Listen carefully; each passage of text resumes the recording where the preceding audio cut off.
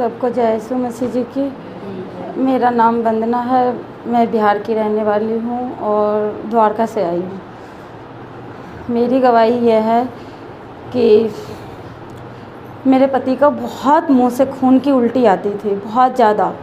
इतना आता था कि हमने बचपन से देखा नहीं था कि ये मुंह से उल्टी क्यों आती है और किसके लिए आती है, हमें नहीं पता चलता था, क्योंकि हमारे परिवार में से किसी को ऐसा हमने देखा नहीं था। हमारी शादी हुई थी 2005 में और इनकी उससे पहले से आ रही थी और इनकी मम्मी ने बताया था कि इनकी टीबी है। तो हम समझ नहीं पाए, 2005 से लेके 2017 तक हम इनकी अपना इधर उधर करके इलाज भी करवाते थे, झाड़ फूँक की भी करवाते थे। और मुझे लग नहीं रहा था कि अपने आप से भी कि अब ये रह पाएंगे, जहाँ तक कि मैं सोच भी नहीं सकती थी। अब मुझे लगता था कि अब मेरा 2 बेटा था, उसके साथ ही अब मेरा रहना पड़ेगा। वो भी उस टाइम बहुत छोटा था, मैं समझ नहीं पाती थी कि मैं क्या करूं और कैसे करूं। उस टाइम भी मैं काम करती थी, ये काम भी जाते थे करने पर कर नहीं पाते थे, क्योंकि इतनी इनकी कमज़ोर हो गए थे और देखने में भी लग नहीं रहे थे कि ये मेरा पति है। ऐसा कमज़ोर था कि मतलब बहुत ज़्यादा पतला दुबला, मुँह से ब्लेड आता था तो क्या रहेगा। हम समझ नहीं पाते थे कि हम कैसे ठीक करें, क्या करें। उस टाइम एक जगह कोने में इनके सामने तो मैं बहुत खुश रहती थी कि इनको ये ना पता चले कि मैं आपकी बीमारी से बहुत परेशान हूँ। मैं इनको पता नहीं चलने देती थी और मैं कहीं अलग में जाके बैठ के रोती रहती थी। उस टाइम मैं कहती थी कि कुछ तो ऐसा हो जो कहेगा ना, मुझे उस टाइम ऐसा लगता था कि कोई कहे कि तू लैट्रिन पी ले और तेरा पति ठीक हो जाएगा, तो मैं वो भी करने के लिए तैयार थी उस टाइम, कि कैसे भी करके इनकी ज़िंदगी मिल जाए। मैं अकेले कैसे रहूँगी, क्योंकि मैं बचपन से बिना पापा के रही हूँ। बहुत छोटी थी उस टाइम मेरा पापा चला गया, मैंने अपनी मम्मी को देखा, क्योंकि उन्होंने कैसे अकेले हम सबको पाला है, नहीं समझ पाया। उस टाइम यीशु मसीह में जब आना था मुझे, जब मेरा छोटा वाला लड़का हुआ, जब मैं बहुत छोटा था, 3 महीने का था उस टाइम, तो मैं दिल्ली आ गई लेके। पहले भी रहती थी इनके इलाज करके, तो मैं चली गई, नहीं हो पाया, छोड़ दिया। बिहार चली गई कि अब यहाँ नहीं रहूँगी, चलो बिहार में रहते हैं। और इतनी दारू पीते थे, इतने दारू पीते थे कि अब मुझे वैसे ही नहीं बचना है, तो मैं वैसे ही अब पी करके ही ख़त्म हो जाऊँगा अपने आप से। अब मैं कुछ नहीं कर पाती थी, बहुत इलाज करवाया, बहुत पैसे भी खर्च किया, कुछ फ़र्क नहीं पड़ा इनको, कुछ भी फ़र्क नहीं। 2017 में ऐसा हुआ, मेरा छोटा वाला बेटा हुआ और मैं दिल्ली आई। और सही कहा ललिता दीदी ने कि ये दूसरे कि इनको किसी और ने बताया, लेकिन हमें ललिता दीदी ने बताया। मैं पहली बार ही आई बेटे को लेके इनके घर आई थी कि तुम इसको पकड़ लो तो हम काम पे चले जाएंगे, लेकिन इन लोगों ने बोले कि हम जा रहे हैं यीशु मसीह के पास। हम बोले ये क्या होता है, हम नहीं समझ पाए, हम जानते भी नहीं थे कि यीशु मसीह क्या है और कौन है और कैसे है। मैं खुशी को बोली कि तुम नहीं समझती। खुशी मेरे को बोला तुम नहीं जानती, मैंने कहा नहीं। तो बोले कि चलोगी। मैं एकदम से तैयार हो गई। इन्होंने बोला कि अंकल ठीक हो जाएंगे। मैंने बोला हाँ, उनके लिए तो मैं कुछ भी कर सकती हूँ। मैं चली गई, बेटा को उठाई, तीनों को, उस टाइम मेरा तीनों बेटा छोटे छोटे था, उठाई और चल दी इनके साथ में। आई घर में, ये बहुत मारपीट किए, बहुत झगड़ा झंझट किए, बहुत गंदे तरीके से हमारे साथ। लेकिन उसी दिन एक पहले संडे आई और दूसरे संडे होते होते इनके मुंह से ब्लेड नहीं आई। हम 1 हफ्ता इंतज़ार करते रहे, नहीं आई। मैंने कहा हाँ ये तो 8 दिन हो गया, नहीं आई, फिर हम जाएंगे संडे को। मतलब ऐसे करते करते करते करते तब से लेके अब तक इनके मुंह से ब्लेड नहीं आई, एक बार भी नहीं आई, एक बार भी नहीं आई। और ये अब तक है हमारे साथ में, अभी आए भी हैं। दूसरी बात, जब ये ठीक हो गए, इन्हें मुझे ज़बरदस्ती हमेशा नवंबर में गांव लेके चले गए। गांव गई, मेरी सास ने मेरे से छठ करवा दिया। मतलब मैं करती नहीं, मेरे को ले गया, चलो वहाँ पे चलो, ये करो। मेरा आदमी तो ठीक हो गया, पर मुझे ऐसी गांठ बन गई छाती में वो छठ के वो करने से कि मैं खुद लगती थी कि मेरा पति तो बच गया, अब मैं ही नहीं बच पाऊँगी। अब मैं क्या करूँ, मुझे करना नहीं चाहिए था। अब ये हर किसी से 1 साल कंटिन्यू हमारा ये इलाज चला और हम भटक भी गए। मैं समझ नहीं पाई कि हमें वहाँ जाने से ऐसा हुआ। मेरी सास बोली कुछ नहीं होता। मैंने कहा कि आप लोगों को कहने से ही ऐसा हुआ है। लेकिन मैं दोबारा फिर दिल्ली आई, दिल्ली में ही थी, इलाज कराती रही, नहीं आराम हुआ। गांव गई, गांव में भी ऑपरेशन हुआ। डॉक्टर ने जब बोला ना कि तुम्हारा कैंसर का जांच होगा, उसी जांच में मेरी चाची सास चली गई थी। घर में सब ने सोच लिया था, जहाँ तक कि मेरा पति भी, कि अब मैं नहीं बच पाऊँगी। लेकिन प्रभु को बचाना था और यीशु मसीह की महिमा करनी थी मुझे, जो मैं बच गई। और ये तकलीफ़ से कोई नहीं बच पाता है। और ये तकलीफ़ सिर्फ मुझे छठ के वजह से आई, क्योंकि मुझे छठ करवा दिया था इन्होंने ले जा कर के गाँव में। तो दोबारा मैं घुटने टेक के माफ़ी मांगी प्रभु से कि प्रभु मेरे से गलती हो गई, अब मैं नहीं करूँगी ये काम। जैसी मैंने माफ़ी मांगी वैसे ही मेरा तकलीफ़ ख़त्म होना। गांठ ऑपरेशन होने के बावजूद भी ये गांठ गली नहीं, हमारी गांठ ऐसे कंचे की तरह रहता था। अब कपड़ा भी मैं शरीर पे नहीं डाल पाती थी, ऐसे ही रहती थी मैं, हल्का वैसे ही करती थी। लेकिन तब भी मैं ऐसे खाली सूट डाल के मैं काम पे जाती थी, क्योंकि इलाज के लिए मुझे पैसे चाहिए था। अब इलाज में बहुत पैसे लग रहा था। अब उसके लिए भी मैं क्या करूं, मजबूर थी मैं। फिर प्रभु ने मुझे संभाला, इलाज भी कराया, लेकिन इलाज से ठीक नहीं हुआ। जब तक मैंने घुटने टेक के प्रभु के आगे माफ़ी मांगी, उस दिन से मेरा तबीयत बिल्कुल ठीक हो गया। और अब भी मैं ठीक हूँ, अभी कहीं गांठ गिल्टी कुछ भी नहीं है मेरे शरीर में, मैं बिल्कुल ठीक हो गई। और सही कहा ललिता दीदी ने, आज इतने साल से मेरे पति हमेशा दूसरे की नौकरी करते रहते थे, हमेशा दूसरे की नौकरी करते रहते थे। आज मेरे पति ने खुद का भी, सच में मैं कभी इस योग नहीं थी कि मैं एक छोटा सा बच्चा, मेरा 3 बड़ा हो गया, आज तक मैं बच्चे का एक खिलौना भी खरीद के नहीं दिया। लेकिन प्रभु यीशु मसीह ने मेरी भी एक रिक्शा दिलाई। मैं इसके लिए मैं बहुत बहुत धन्यवाद करती हूँ प्रभु यीशु मसीह जी की, कि जिस टाइम मैं आई थी उस टाइम ना तो मेरे जीने का कोई उम्मीद था, ना मेरे पति को जीने का कोई उम्मीद था, ना किसी कहीं से कोई आशा नहीं था। मतलब प्रभु यीशु मसीह ने मुझे यहाँ तक लाया कि मुझे आज किसी चीज़ का दिक्कत नहीं है। और दूसरी गवाही मेरी यह है कि 2-3 दिन पहले, शुक्रवार जन वीरवार था, ऐसे कुछ, मैं जा रही थी काम पे, भाग भाग के 9 बज गया। मैंने कहा बेटा थोड़ा मेरी हेल्प करा दे, जल्दबाजी थी मेरी, बहुत जल्द में थी। और ये सुना नहीं। मैं भी बहुत गुस्से हो गई कि मुझे जब लेट होने लगा था, मैं चिढ़ गई। मैं गुस्से में उसको एक थप्पड़ मार दी। अब जब मार दी और मार के मैंने कहा ठीक है, तुझे जो करना है कर, तू निकल जा घर से, जाके बाहर जीने पे बैठ जा, क्योंकि मैं पंखा बंद कर रखी थी तो गर्मी में सब बेचैन हो रहा था। अब मैं रोटी बनाने लगी, यही चुन्नी लेके उसने गले में बांधा कस के और सीधे पंखे में लटक गई, वो टाइट बांधा। अब मैं तो रोटी बना रही हूँ अपनी मस्ती में, मुझे क्या पता कि क्या कर रहा है। मैं जैसी रोटी सेकी, या तवा पे हम रोटी सेकते हैं, गैस हटा के नहीं, तवे पे सेकते, सेक ही रहते, मेरा ऐसे मुड़ी हुआ। मैंने कहा ये क्या किया। मैं मतलब रोटी वैसे छोड़ के पहले तो उसका यहाँ से खोली और उसके बाद वो पंखे से खोली, फिर दोबारा थप्पड़ लगाई उसको कि तू अभी इसी वक्त घर से निकल और जाके जीने पे बैठ। मतलब मैं भी बहुत गुस्सा हो गई। मैं अपने आप को भी प्रभु यीशु मसीह से माफ़ी चाहती हूँ, इतना बड़ा कदम उठाया।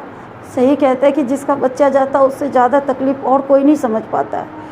और उस टाइम क्या किया, अमित ने उसको डांटी भी, मारी भी, कुछ नहीं बोला और मार खा भी लिया। उसका पापा आया, उनको भी मैंने बोली कि देखो ऐसे ऐसे इन्होंने किया। ये भी गुस्से में बोला कि तू वैसा करेगा। और वो चले गए, 5 मिनट के लिए आए, बस गाड़ी चलाते हैं, 5 मिनट के लिए आए, खाना खा के चले गए। फिर उसके बाद मेरे आगे हाथ जोड़ के बैठ गया, मम्मी मुझे माफ़ कर दो, मैं नहीं समझ पाया कि हमें ये कैसे और क्यों किया, मुझे कुछ नहीं पता चला। और जब ये करने लगा था ना तो मुझे यही नहीं समझ आया कि ये मेरा बेटा है। मतलब ऐसा उसका शकल हो गया था ना। और उसकी जन्म 2010 की है, 13.5 साल की। तो ऐसा किया, मैंने कहा ये ऐसे कैसे हो सकता है। और उसी समय कह रहे हैं कि मुझे भैया जी से बात करना है, हमको कुछ नहीं समझ में आया कि हम ऐसे क्यों करने लगे, और अपना हमसे माफ़ी मांग रहा है। मैंने कहा मुझे माफ़ी मत मांग मेरे से, प्रभु यीशु मसीह से माफ़ी मांग, तू प्रार्थना कर। मेरा छोटा वाला बेटा बोला कि अभी बाइबल ले और बाइबल पढ़।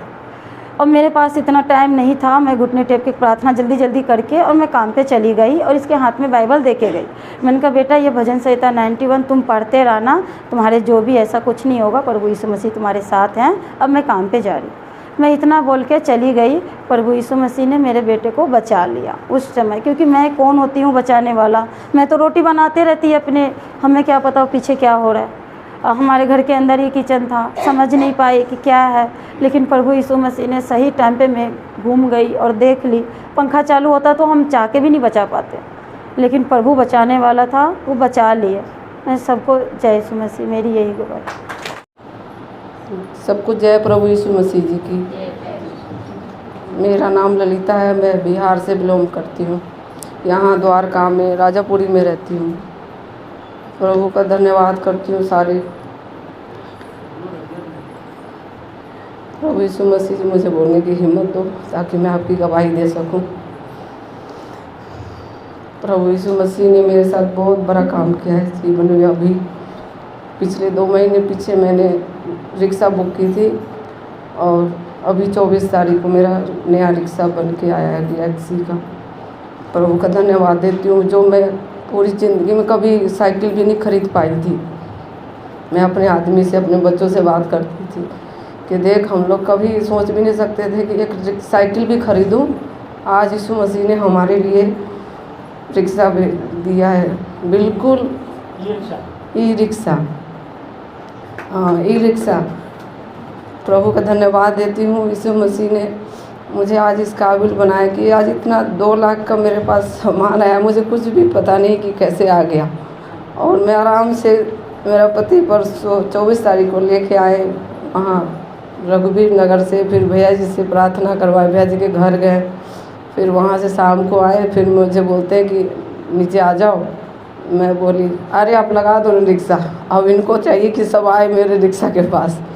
मैं बोली देखना रिक्शा लाए इसलिए सबको बुला रहे, चल नीचे। गए तो रिक्शा खूब आवाज़ कर रहा था, के जैसे बच्चा नया आता है ना उस तरह से आवाज़ करने लग गया। मैं बोली बड़ा बोलता है ये रिक्शा। तो रिक्शा को छोड़ के जा ही नहीं रहे थे। हम लोग को बार बार ऊपर भेज रहे, जाओ ये सामान लेके आओ, जाओ ये सामान लेके आओ, ये ताला लाओ, ये चाबी लाओ। इतना इनको खुशी, उस पर बैठ के देख रहे, खुशी आई। फिर खुशी देखी, खुशी भी जल्दी जल्दी प्रभु का धन्यवाद दिया और बैठ गई। बोली पापा मैं हटा देती हूँ पेपर ऊपर सब जो है, पन्नी उन्नी। ये बोलते नहीं रहने दे, नहीं रहने दे। नहीं पापा आप ये हटाएंगे तब ना सवारी बैठेगा, नहीं तो कहेगा तो खरीद के लेके जा रहा है। तो यीशु मसीह ने हमारे साथ बहुत बड़ा काम किया। हर घड़ी हर समय प्रभु यीशु मसीह हमारे साथ बहुत काम करते हैं। मैं धन्यवाद देती हूँ यीशु मसीह का।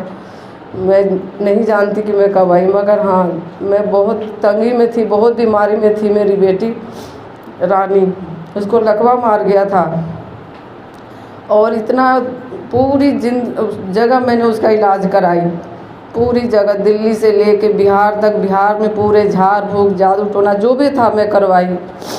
हर समय हर चीज़ करती गई। पता नहीं चला क्या करूं क्या ना करूं, मगर सबको एक चीज़ ज़रूर बोलती थी कि मुझे ना कोई ऐसा चीज़ बताओ जहां मैं जाऊं मेरी बच्ची ठीक हो जाए।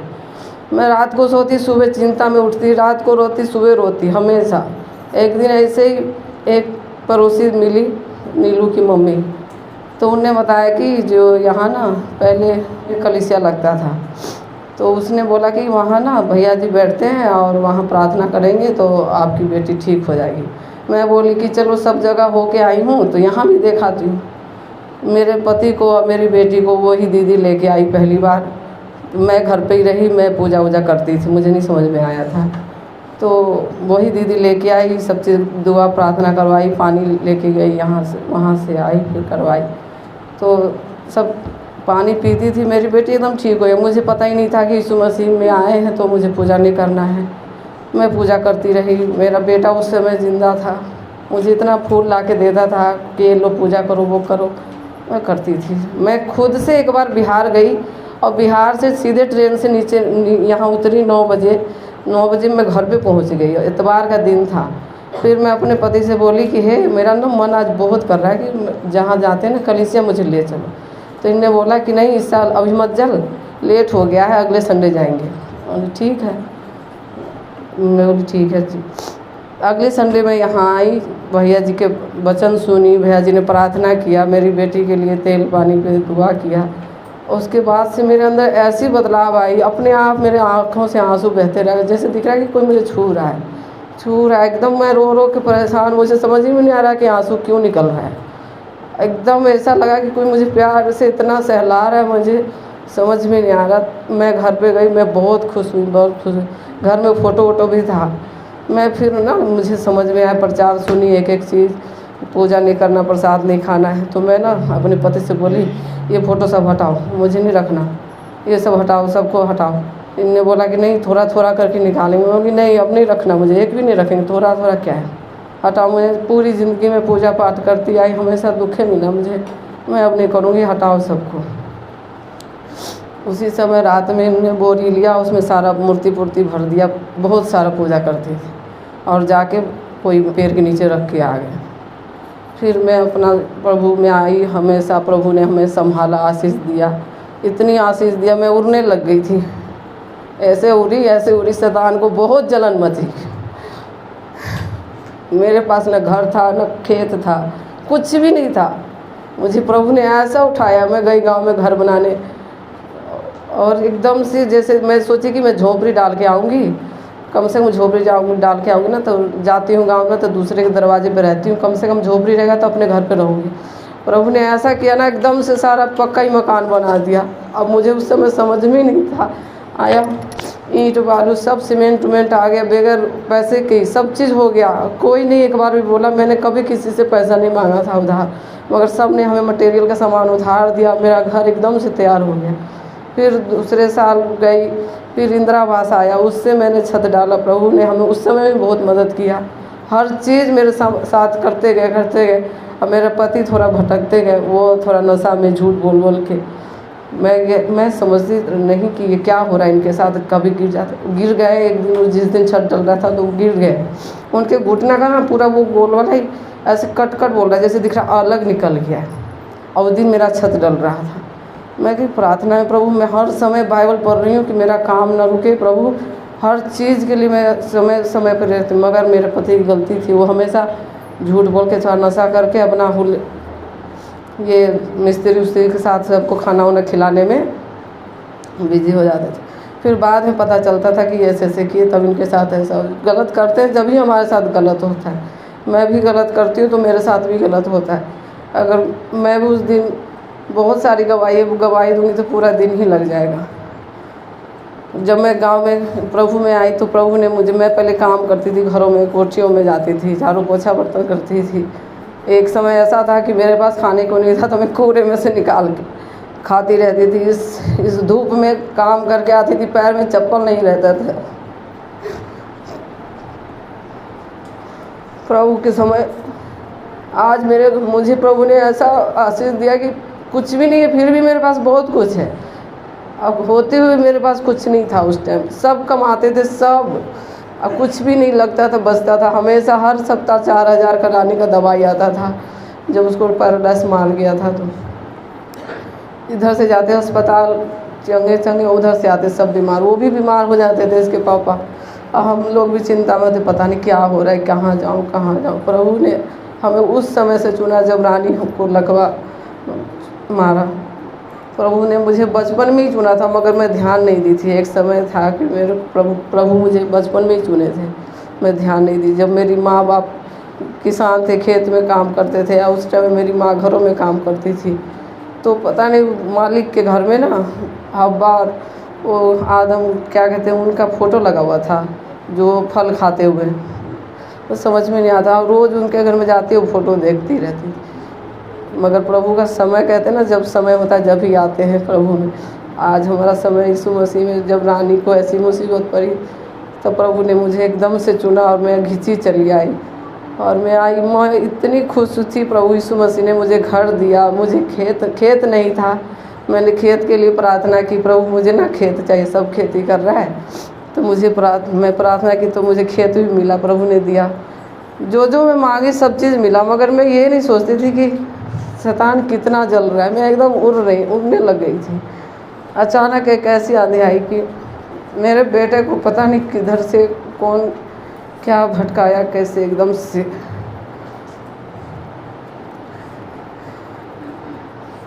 जवान बेटा मेरा चला गया पिछले साल 6 तारीख को। और आज रिक्शा आने से पहले 2 दिन पीछे पता नहीं अचानक शैतान का सपना था कि किसका था, बोला मेरे बेटे का शक्ल लेके, मम्मी मैं आ गया हूँ, अब मैं कहीं नहीं जाऊँगा, लाइट लगा, लड्डू बाँट। मैं बोली अब तू नहीं जाएगा ना कहीं। एकदम से मैं उठी, दोपहर का दिन का टाइम था, ये मैं कही नहीं, मेरा बेटा तो यीशु मसीह के पास है, स्वर्ग में है, मेरा बेटा नहीं हो सकता, मेरा बेटा यीशु मसीह के पास है। जब ये रिक्शा आया ना तो मुझे खुशी, अजीब सा अंदर से हो रहा था कि इतनी बड़ी खुशी भी है और दुख भी है। मगर कल ना बहुत हंस रहे थे। क्या हुआ, कल रिक्शा आया प्रभु के दया से और रिक्शा चलाने गए और ना जाते जाते इसका बैटरी, उसका एमसी ख़राब हो गया रिक्शे का आधे रास्ते में। फिर भैया जी को मैं इनको बोली कि भैया जी को एक बार फ़ोन कर दो, प्रार्थना हो जाएगा। तो कहते हाँ करवा लूँगा ना। फिर गए गैरेज में और रिक्शा वाले को फ़ोन किए, बोले कि जे गैरेज में आप चले जाओ, जो होगा ठीक कर देगा, आप फिर मेरे पास आ जाना लेके रिक्शा। फिर वहाँ से रिक्शा को लेके आए, फिर ठीक कर दिया, फिर रिक्शा चलने लग गया। फिर शाम हुई, फिर जाके आधे रास्ते में उत्तम नगर में जाके रुक गया रिक्शा, उसका बैटरी के डाउन हो गया। मैं कहीं कुछ नहीं होगा, प्रभु है ना साथ में। मगर प्रभु ने धर्मराज को हमारे लिए ठहराया। हर समय वंदना धर्मराज हम लोग के लिए खड़ा रहे। धर्मराज लेके रिक्शा लेके आया, रिक्शा के साथ खींच के हमारे घर पे। और जब रिक्शा चार्ज हुआ ना तो एकदम से बोलने लग गया। मैं हंसी भी आ रही थी कि देखो ना ये कितना हल्ला करता है बच्चा। तो वही कहने को कह रही थी, रानी कह रही थी मम्मी उसको खाना मिला ना तो चिल्ला रहा है। जब उसको खाना नहीं मिला तो चुपचाप बैठ गया था, हंसने लग गई। कल खूब हंसी आई कि इस रिक्शा बहुत बोलता है, बाप रे बहुत बोलता है। ज़रा भी उसको छुओ तो एकदम चिल्लाने लग जाता है जैसे कोई बच्चा हो। प्रभु का धन्यवाद देती हूँ। बहुत सारी गवाही है, मैं दे नहीं पा रही, भूल जाती हूँ। यीशु मसीह मुझे माफ़ करना। प्रभु का धन्यवाद देती हूँ। आज मेरी ज़िंदगी में इतना बड़ा काम हुआ है। 2 लाख का रिक्शा, मैं सोच नहीं सकती थी कभी 2 लाख का रिक्शा ले पाऊँगी, कभी नहीं जीवन में सोचा नहीं। हाँ मगर एक समय प्रभु कहते हैं ना, मुँह पसार मैं तेरा मुँह भर दूँगा। मैं पिछले साल इसकी योजना की थी कि मैं ना रिक्शा लूँगी। बेटा जिंदा ही था उस टाइम, बोला कि मैं चलाऊँगा। मैं बोली हाँ तेरे को देती हूँ।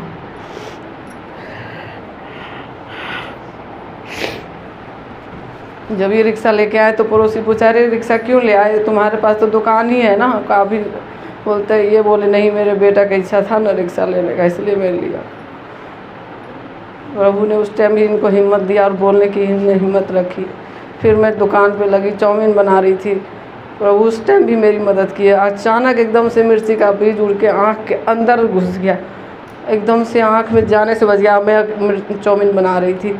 प्रभु का धन्यवाद, उस टाइम भी मेरी आँख को यीशु मसीह ने बचाया। उस टाइम भी आँख में मिर्ची का बीज नहीं गया। प्रभु का धन्यवाद देती हूँ। यीशु मसीह हर समय मेरी मदद करते, हर समय मैं मदद करते। मैं धन्यवाद देती हूँ यीशु मसीह। आपकी बहुत गवाही है, मैं दे नहीं पाती हूँ। मेरी सब कुछ जय यीशु मसीह में इतनी गवाही है। सब कुछ जय प्रभु यीशु मसीह जी की। मैं यीशु मसीह का धन्यवाद करती हूँ कि प्रभु यीशु मसीह की अनुग्रह दया से जो लास्ट हम लोग बीते संडे यहाँ से गए थे, तो कैब में हम लोग फिर वहाँ से मतलब कहीं और जा रहे थे। तो जब हम लोग वहाँ पहुँच गए तो फिर मुझे मतलब एकदम से रियलाइज़ हुआ कि मतलब मेरा ना मोबाइल मेरे साथ नहीं है। तो जब मैंने मोबाइल ढूंढा तो मुझे मिला ही नहीं। और उस मोबाइल में मेरे बहुत इंपॉर्टेंट नंबर्स होते हैं और मेरे काम की चीज़ें होती है, PDF फाइल्स वगैरह होती है काफ़ी। तो मैं धन्यवाद करती हूँ कि क्योंकि मैं धन्यवाद करती हूँ कि जब हमने ड्राइवर को फ़ोन किया तो उसने एक ही बारी में फ़ोन उठा लिया और फिर उसने कहा कि आप इधर आ जाओ, उधर आ जाओ। लेकिन प्रभु ने उसके दिल को हलीम किया और हम जहाँ पे थे मुनीरका में, वहीं पे उसने हमें वो फ़ोन पहुँचाया। मैं बहुत धन्यवाद करती हूँ कि ये एक ना आसान सी चीज़ लगती है इंसान को कि मतलब कि फ़ोन मिल गया, लेकिन अगर वो ड्राइवर नहीं उठाता तो मैं बहुत परेशानी होती। क्योंकि क्या होता है कि कैब में हमें कंप्लेंट करनी पड़ती है। क्या होता है वो मना भी कर सकता था, झूठ बोलता मेरे पास नहीं है। लेकिन प्रभु का धन्यवाद हो कि उसने सच बोला और उसने प्रभु की दया अनुग्रह से प्रभु ने उसके दिल को हलीम किया और यीशु मसीह की दया से उसने वो फ़ोन वापस किया। वो नया ही फ़ोन था, अभी साल भर हुआ है मेरे फ़ोन को नया लिया हुआ। तो मैं धन्यवाद करती हूँ कि उस फ़ोन पर प्रभु का धन्यवाद करती हूँ कि हमारी जो भी चीज़ होती है प्रभु की जो पैसे, हमारे जो पैसे होते हैं वो आशीषित होते हैं और प्रभु की दया अनुग्रह से जो भी चीज़ हमें मिलती है प्रभु की दया से मिलती है। तो प्रभु ने उस फ़ोन को खोने से बचाया। मैं बहुत धन्यवाद करती हूँ। मैं यीशु मसीह का बहुत धन्यवाद किया और प्रभु का मैं बहुत धन्यवाद करती हूँ। और मेरी दूसरी गवाही है कि मैं यीशु मसीह का बहुत धन्यवाद करती हूँ कि मुझे आज भी याद है कि जब अंदर वाले रूम में मेरे हस्बैंड की सैलरी आई थी तो लैपटॉप खोल के बैठे हुए थे। उस समय उनकी 70,000 सैलरी थी और ये सच्ची गवाही है। मैं आप लोगों को ये गवाही इसलिए दोबारा दे रही हूँ क्योंकि ना अब जाके मतलब हम लोग पूरी तरीके से कर्जों से आज़ाद हो गए, बल्कि प्रभु ने हमें मतलब प्लस में कर दिया। हम लोगों ने अब जो प्रभु ने हमें आशीष दिया हमने मतलब उसको और भी जमा करके रख दिया है। अब ये करके मैं धन्यवाद करती हूँ कि सच में यीशु मसीह की अनुग्रह जब हमारे ऊपर होती है ना, क्योंकि ये बहुत बड़ी बात है। मैं उस समय, क्योंकि मेरे हस्बैंड बहुत परेशान होते हैं, आप जानते हो कि मतलब कि हम लोग, क्योंकि एक मतलब अगर पति अगर परेशान होते हैं तो वाइफ कितना परेशान अंदर से दुखी होती है। मैं उनके लिए बहुत प्रार्थनाएं करती थी, क्योंकि जो घर का गार्जियन होता है ना, उसको पता है घर कैसे चलाना है, कि उसके ऊपर जिम्मेदारियां होती है बच्चों को पढ़ाने लिखाने की, हर चीज़ की, क्योंकि जो आदमी होता है उसके ऊपर ज़्यादा जिम्मेदारी होती है और वो उस चीज़ को अलग तरीके से लेके चलते हैं। हालेलुया। तो मैं धन्यवाद करती हूँ कि उस समय बहुत परेशान होते थे। तकरीबन 70,000 में से हमारा 30 से 35,000 से ऊपर ही हमारा जो था EMI, हमारे क्रेडिट कार्ड के बिल सब कुछ जाता था। तकरीबन 14,000 का हमारा किराया जाता था। तो हमारे ऊपर मतलब हमारे पास उस समय मतलब बिल्कुल भी मतलब हमारी बहुत ज़्यादा पैसों की तंगी हो गई थी और मेरा काम भी ठीक से नहीं चल रहा था।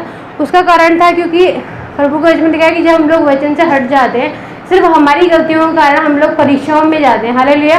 और जब हम प्रभु के आगे झुकते हैं, प्रभु के वचन का मन फिराओ, लौट आओ ताकि तुम्हारे पाप मिटाए जाएं, यीशु मसीह के आगे विशांति के दिन आए। हालेलुया। जब हम लोग अपने पापों से फिर जाते हैं, हम अपनी गलतियों को मान लेते हैं और प्रभु के आगे पश्चाताप करते हैं, तो सच में यीशु मसीह इतने महान है। मैं उस चीज़ को अभी सच में फील कर रही हूँ। मेरे मतलब कि रोंगटे खड़े हो रहे हैं, क्योंकि मैं यीशु मसीह ने हमें इतनी अद्भुत रीति से निकाला ना हमारे ऊपर। तकरीबन मैं ये सच्ची गवाही दे रही हूँ, आज तक मैंने चीज़ बोली नहीं, 8 लाख का हमारे ऊपर कर्जा था हमारी गलतियों के कारण। हम लोग संसारिक ज़्यादा हो गए थे, तो क्योंकि पहले भी प्रभु ने मुझे बहुत आशीष दी थी, लेकिन जब हम लोग संसारिक होते हैं ना, शैतान कहते हैं ना ऐसे चुटकियों में आशीषों को छीन के लेके चला जाता है। हम लोग उस चीज़ को नहीं समझते हैं, क्योंकि हम लोग संसारिक हो जाते हैं, हम लोग संसारिक चीज़ों में चले जाते हैं। हम लोग प्रभु को वो महिमा नहीं देते, वो स्थान नहीं देते, वो आदर नहीं देते, वो इतनी प्रभु को समय नहीं देते, पूरा दिन भर अपने कामों में, अपने रोजगार में निकाल देते हैं। लेकिन सच में हमें पहला स्थान प्रभु को देना चाहिए। और सच में यीशु मसीह ने इतनी अद्भुत रीति से काम किया। मेरे हस्बैंड ना उस समय बहुत दुखी होते थे। एक आदमी बस रोता नहीं है, मैं सच बता रही हूँ, मेरे को उनको देख के बहुत दुख होता था और मैं प्रार्थना करती थी यीशु मसीह से। तो मैं घुटने देख के प्रभु से प्रार्थना करती थी, लेकिन मैं उनको बोलती थी वचन से कि यीशु मसीह हमारे साथ है। यदि हमारे प्रभु यीशु मसीह हमारी ओर है तो हमारा विरोधी कौन हो सकता है। और प्रभु यीशु मसीह के लिए सब कुछ जो है संभव है। हालेलुया। कुछ भी असंभव नहीं है। तो मैं उनको कहती थी सिर्फ धन्यवाद करो, देखना यीशु मसीह बिल्कुल ऐसे काम करेंगे, चुटकियों में हमारी सारी प्रॉब्लम ठीक हो जाएगा। सच बता रही हूँ मैं, इतनी प्रभु ने बड़ी गवाही बनाई। प्रभु ने मेरे काम पे बहुत आशीष दी और मैंने बीते समय तकरीबन मतलब कि 14 से 15 लाख रुपए इस मसीह ने प्रभु मुझे मतलब 2-3 फाइलों में प्रभु ने मुझे इतनी आशीष दी। वो सारे कर्जे ऐसे प्रभु ने धो के रख दिए, बता रही हूँ, हमारे जीवन से सब चीज़ें निकाल दी। और आज प्रभु ने हमें फिर से देने वाला बनाया। हमें फिर से प्रभु ने, मेरे हस्बैंड की भी अभी सैलरी फिर बढ़ी है। उनकी सैलरी प्रभु की दया से तकरीबन पहले उनके 80,000 के आसपास आते थे, फिर प्रभु ने उनकी 95,000 सैलरी कर दी और प्रभु ने मेरे काम पे भी आशीष दी। मैं सच बता रही हूँ, यदि आप प्रभु यीशु मसीह की ओर झुकेंगे ना, यीशु मसीह आपके दुखों को ऐसे मतलब कहते हैं ना कि आपके जीवन से निकाल देंगे, आपको याद भी नहीं आएगा कि वो जीवन में आपके दुख भी थे। हालेलुया। मैं ये गवाही इसीलिए दे रही हूँ क्योंकि आप लोगों का मनोबल बढ़े, जो लोग कर्जों में हैं, दुखों में हैं। मैं सच बता रही हूँ, ये लाख रुपए के कर्जे या फिर आपकी बीमारियां कुछ भी नहीं है, सिर्फ यीशु मसीह की दया सबसे बड़ी है हमारे जीवन में। हालेलुया। ये प्रभु की दया जब होती है ना, तो कोई भी बीमारी, कोई कर्जे, कोई दुष्ट आत्मा हमारे जीवन में कार्य नहीं कर सकती। बस आपको अपने विश्वास देना है, धन्यवाद देते रहना है, अपनी गलतियों में जो है सुधार करना है। और प्रभु यीशु मसीह महान है, यीशु मसीह सच्चे परमेश्वर है। मैं आज इतना यीशु मसीह का धन्यवाद करती हूँ। और मैं रात को उठती हूँ तो यीशु मसीह का धन्यवाद करती हूँ, जब सुबह उठती हूँ तो यीशु मसीह का धन्यवाद करती हूँ कि अब मैं अपने पति को देखती हूँ, वो जो चाहते हैं, बच्चों को जो दिलाते हैं, कि वो खुश रहते हैं, तो मुझे बहुत अच्छा लगता है। मैं बहुत यीशु मसीह का धन्यवाद करती हूँ। मैं सारा आदर महिमा अपने प्रभु यीशु मसीह को देती हूँ क्योंकि वो इसी के योग्य हैं। और यीशु मसीह का धन्यवाद देती हूँ कि अच्छे दास के लिए, जिन्होंने हमें सच्चे वचनों से अवगत कराया। और सच्चे जो हमारे जो प्रभु के दास होते हैं ना, सच में 2 गुना आदर के योग्य होते हैं। और यदि हम उन परीक्षाओं में जब पढ़ते हैं तो एक प्रभु का दास जो होते हैं वो वचनों से हमें संभाल लेते हैं। हालेलुया। तो मैं धन्यवाद करती हूँ प्रभु यीशु मसीह जी, भैया जी को, उनकी फैमिली को बहुत आशीष दें। और बीते समय जिन बहनों ने, भाइयों ने हमारे लिए प्रार्थना करी, प्रभु यीशु मसीह उनको भी बहुत आशीष दें। आप लोगों को हमेशा खुश चंगा स्वस्थ रखे। सबको जय यीशु मसीह की। सबको जय प्रभु यीशु मसीह की। मेरा नाम रेखा है और मैं प्रभु यीशु मसीह जी का बहुत सारा धन्यवाद करती हूँ। मैं पहले ITO रहती थी अन्ना नगर, अब 2-3 साल हो गई हमें विनोद नगर में रहती हूँ, बेस्ट विनोद नगर में। मैं प्रभु यीशु मसीह जी का धन्यवाद करती हूँ कि जब मैं पहले अन्ना नगर रहती थी तो हमारी स्थिति बहुत ख़राब थी। और ये मेरी 2010 की गवाही है। और प्रभु यीशु मसीह का वचन कहता है, तू उसके किसी भी उपकार को ना भूलना। मेरे प्रभु यीशु मसीह ने मेरे जीवन में बहुत बड़े बड़े कार्य किए हैं। मैं तुम्हारे सामने जो खड़ी हूँ, मुझे मेरे यीशु मसीह ने दोबारा से जीवन दिया है और तुम्हारे सबके बीच खड़ी हूँ। ये मेरे यीशु मसीह की दया है जो मैं तुम्हारे बीच खड़ी हूँ। मैं पिता का धन्यवाद देती हूँ। मेरी गवाही घर को लेके है। मेरी छोटी सी, पहले हम किराए पर रहते थे झुग्गी में, पर हम यीशु मसीह से प्रार्थना करते थे, यीशु राजा हमें भी अपनी झुग्गी दे, हम किराए पे नहीं रहना चाहते और हमें भी अपनी झुग्गी दे। मेरे यीशु मसीह ने मुझे खुद की झुग्गी दी। उस टाइम पे 5,000 में मैंने खरीदी थी। प्रभु यीशु मसीह, उसमें भी हमारी आज प्रभु ने हमें आशीष दी। हमने 5,000 में खरीदी थी वो झुग्गी। फिर मैं यीशु मसीह से ऐसे ही काम करती थी छोटा मोटा, जैसे कि बहन कह रही हैं कि गरीबाई, हाँ हमने गरीबाई को भी देखा है। मैं प्रभु यीशु मसीह जी का धन्यवाद देती हूँ कि मैं भी काम पे जाती थी। मेरे भी तरह ऊपर के 4 बच्चे थे, 2 लड़का 2 लड़की, उनको स्कूल भेजना, फिर उस काम पे जाना। प्रभु का मैं धन्यवाद करती हूँ कि वो दिन भी हमारे जीवन से चलते रहे और हम प्रभु में उस 2007 में ही मैंने यीशु मसीह, उससे पहले मैंने यीशु मसीह को पाया। मैं प्रभु का बहुत सारा धन्यवाद करती हूँ कि हर काम जो मैं करती थी वो सब यीशु मसीह के नाम के द्वारा करती थी। मैंने अपने यीशु मसीह को कभी नहीं छोड़ा। मैं प्रभु का धन्यवाद देती हूँ कि यीशु मसीह ने मुझे फिर किराए से लेके खुद की झुग्गी दी। खुद की झुग्गी से फिर मेरी खुद की झुग्गी हो गई। फिर मैंने अपने आप को बोला, यीशु मसीह मुझे खुद का घर चाहिए। मैं प्रभु का धन्यवाद करती हूँ। मेरे पति कहते थे कि तू क्या दिन में सपने देखती है? मैंने कहा हाँ, मैं दिन में सपने देखती हूँ। यीशु मसीह ने 2007 में मुझे बुराड़ी में घर दिया, जगह दी। मतलब मैंने वहाँ 2007 में जगह ली और प्रभु यीशु मसीह ने मेरे जीवन में आज वो घर मेरा बन के तैयार हुआ है। और मैं प्रभु यीशु मसीह का बहुत सारा धन्यवाद देती हूँ कि उस घर का उद्घाटन हमारे प्रभु यीशु मसीह के दास करेंगे, राजेंद्र भैया जी। और मैं प्रभु का बहुत सारा धन्यवाद देती हूँ। मैं बहुत खुश हूँ, बहुत आनंदित रहती हूँ। यीशु मसीह के लिए कुछ भी असंभव नहीं है। हम यीशु मसीह में रह के जो कुछ भी मांगेंगे वो हमें मिल जाएगा, क्योंकि वचन कहता है, हम नहीं कहते, प्रभु का कलाम कहता है जो तुम मांगोगे तुम्हें मिलेगा। मेरे प्रभु यीशु मसीह ने मेरा जीवन दिया, वो भी मैंने अपने यीशु मसीह से मांगा कि यीशु मसीह हम दुनिया में जीना चाहते हैं और चलना चाहते हैं। यीशु मसीह ने हमें दोबारा जीवन दिया।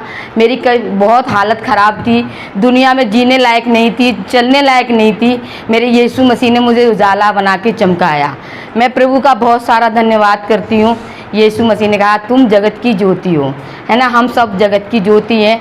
और मैं प्रभु का बहुत सारा धन्यवाद देती हूँ कि जैसे जब ज़िंदगी में कलर भरते हैं, जैसे कला बनाते हैं बच्चे छोटे छोटे, उसमें जगह जगह कलर भरते तो बड़ा अच्छा लगता है। प्रभु यीशु मसीह का मैं धन्यवाद देती हूँ कि यीशु मसीह ने हमारे घर में और हमारे दिल में भी ऐसे ही कलर भर दिए हैं। मैं प्रभु का बहुत सारा धन्यवाद देती हूँ, बहुत सारा धन्यवाद देती हूँ। भैया जी कह रहे कि कभी मतलब गवाहियों को दबाना नहीं चाहिए, सच में नहीं दबाना चाहिए। यीशु मसीह ने हमारे जीवन में बहुत बड़े बड़े काम किए हैं, बहुत बड़े बड़े काम किए हैं, क्योंकि वचन में लिखा है जो तेरी सोच में नहीं है, जो तेरे चित्त में नहीं है, वो मैं तेरे लिए करूँगा। हाँ, सच में मेरा यीशु मसीह हमारे लिए वो ही कर रहा है। हम उसके किसी भी उपकार को कभी ना भूलें, क्योंकि मेरे जीवन में मेरे यीशु मसीह ने बहुत बड़े बड़े काम किए हैं। मैं प्रभु का बहुत सारा धन्यवाद देती हूँ कि मैं बहुत खुश रहती हूँ, बहुत आनंदित रहती हूँ। और एक मैं जहाँ ड्यूटी करती हूँ वहाँ बहुत बड़ी पैसे वाली मैडम है, वो हमसे वचन को लेके बहुत सारी बातचीत करती रहती है। तो परसों की बात है, तो मेरे को बोल रही रेखा इधर आ। मैं बोली हाँ मैडम बोलिए। बोला अपने जीजस से बोल वो हमें ले ले। मैंने कि अभी नहीं लेगा, अभी मन फिराओ। मैंने ऐसे बोला, हंस के बोला, मैंने कि मन फिराओ तब प्रभु तुम्हें लेगा, ऐसे नहीं लेगा। बोला क्या करूं? मैं बोला बोलो मैं यीशु मसीह की बेटी हूं, बोलो आप। तो वो मेरे पीछे पीछे उन्होंने बोला, जैसे जैसे मैंने बोला उन्होंने भी बोला। बोला तू जो वचन बोलती है बहुत अच्छा लगता है। मैं क्रिश्चियन स्कूल में पढ़ी हूँ। मैंने कि पढ़ी भी सको पर यीशु मसीह को नहीं जानती, अब जानो यीशु मसीह को। तो मैं प्रभु का धन्यवाद करती हूँ कि जहाँ पे भी मैं जाती हूँ, जहाँ पे जिससे चाहे वो छोटा हो या बड़ा हो, मैं यीशु का सुसमाचार फैलाने में और बताने में नहीं शर्माती, नहीं मैं एकदम वो नहीं होती। मैं बताती हूँ जो मुझे मिला है वो सबको मिले, जीवित पिता मुझे मिला है सबको मिले। मैं प्रभु यीशु मसीह का धन्यवाद देती हूँ और मैं बहुत आनंदित रहती हूँ, बहुत खुश रहती हूँ और मैं प्रभु का बहुत सारा धन्यवाद करती हूँ। सबको जय यीशु प्रभु यीशु मसीह।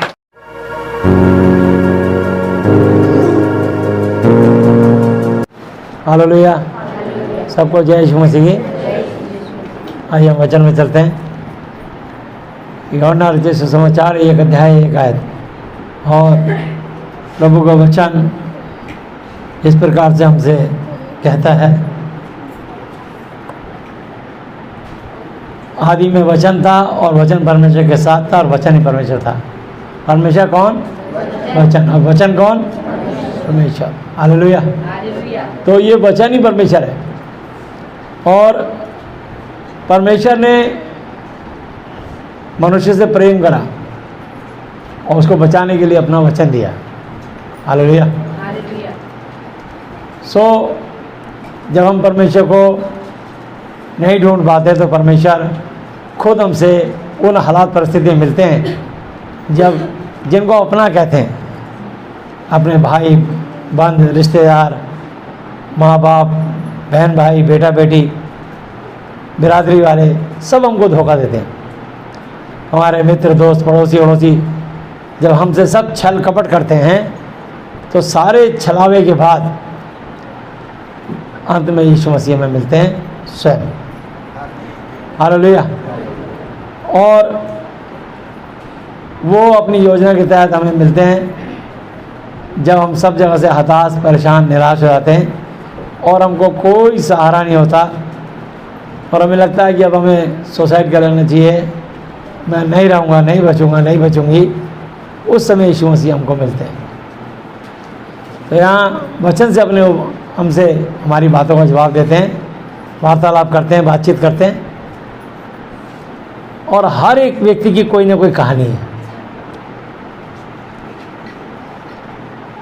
जिसे आप बोलते हो गवाहियाँ हैं, लेकिन वो ऐसा क्यों हुआ और उसमें सुधार कैसे आना शुरू होता है और हो सकता है, ये इस बात का उत्तर सिर्फ पूरी सृष्टि में बाइबल के वचन से मिल सकता है, परमेश्वर की वाणी से।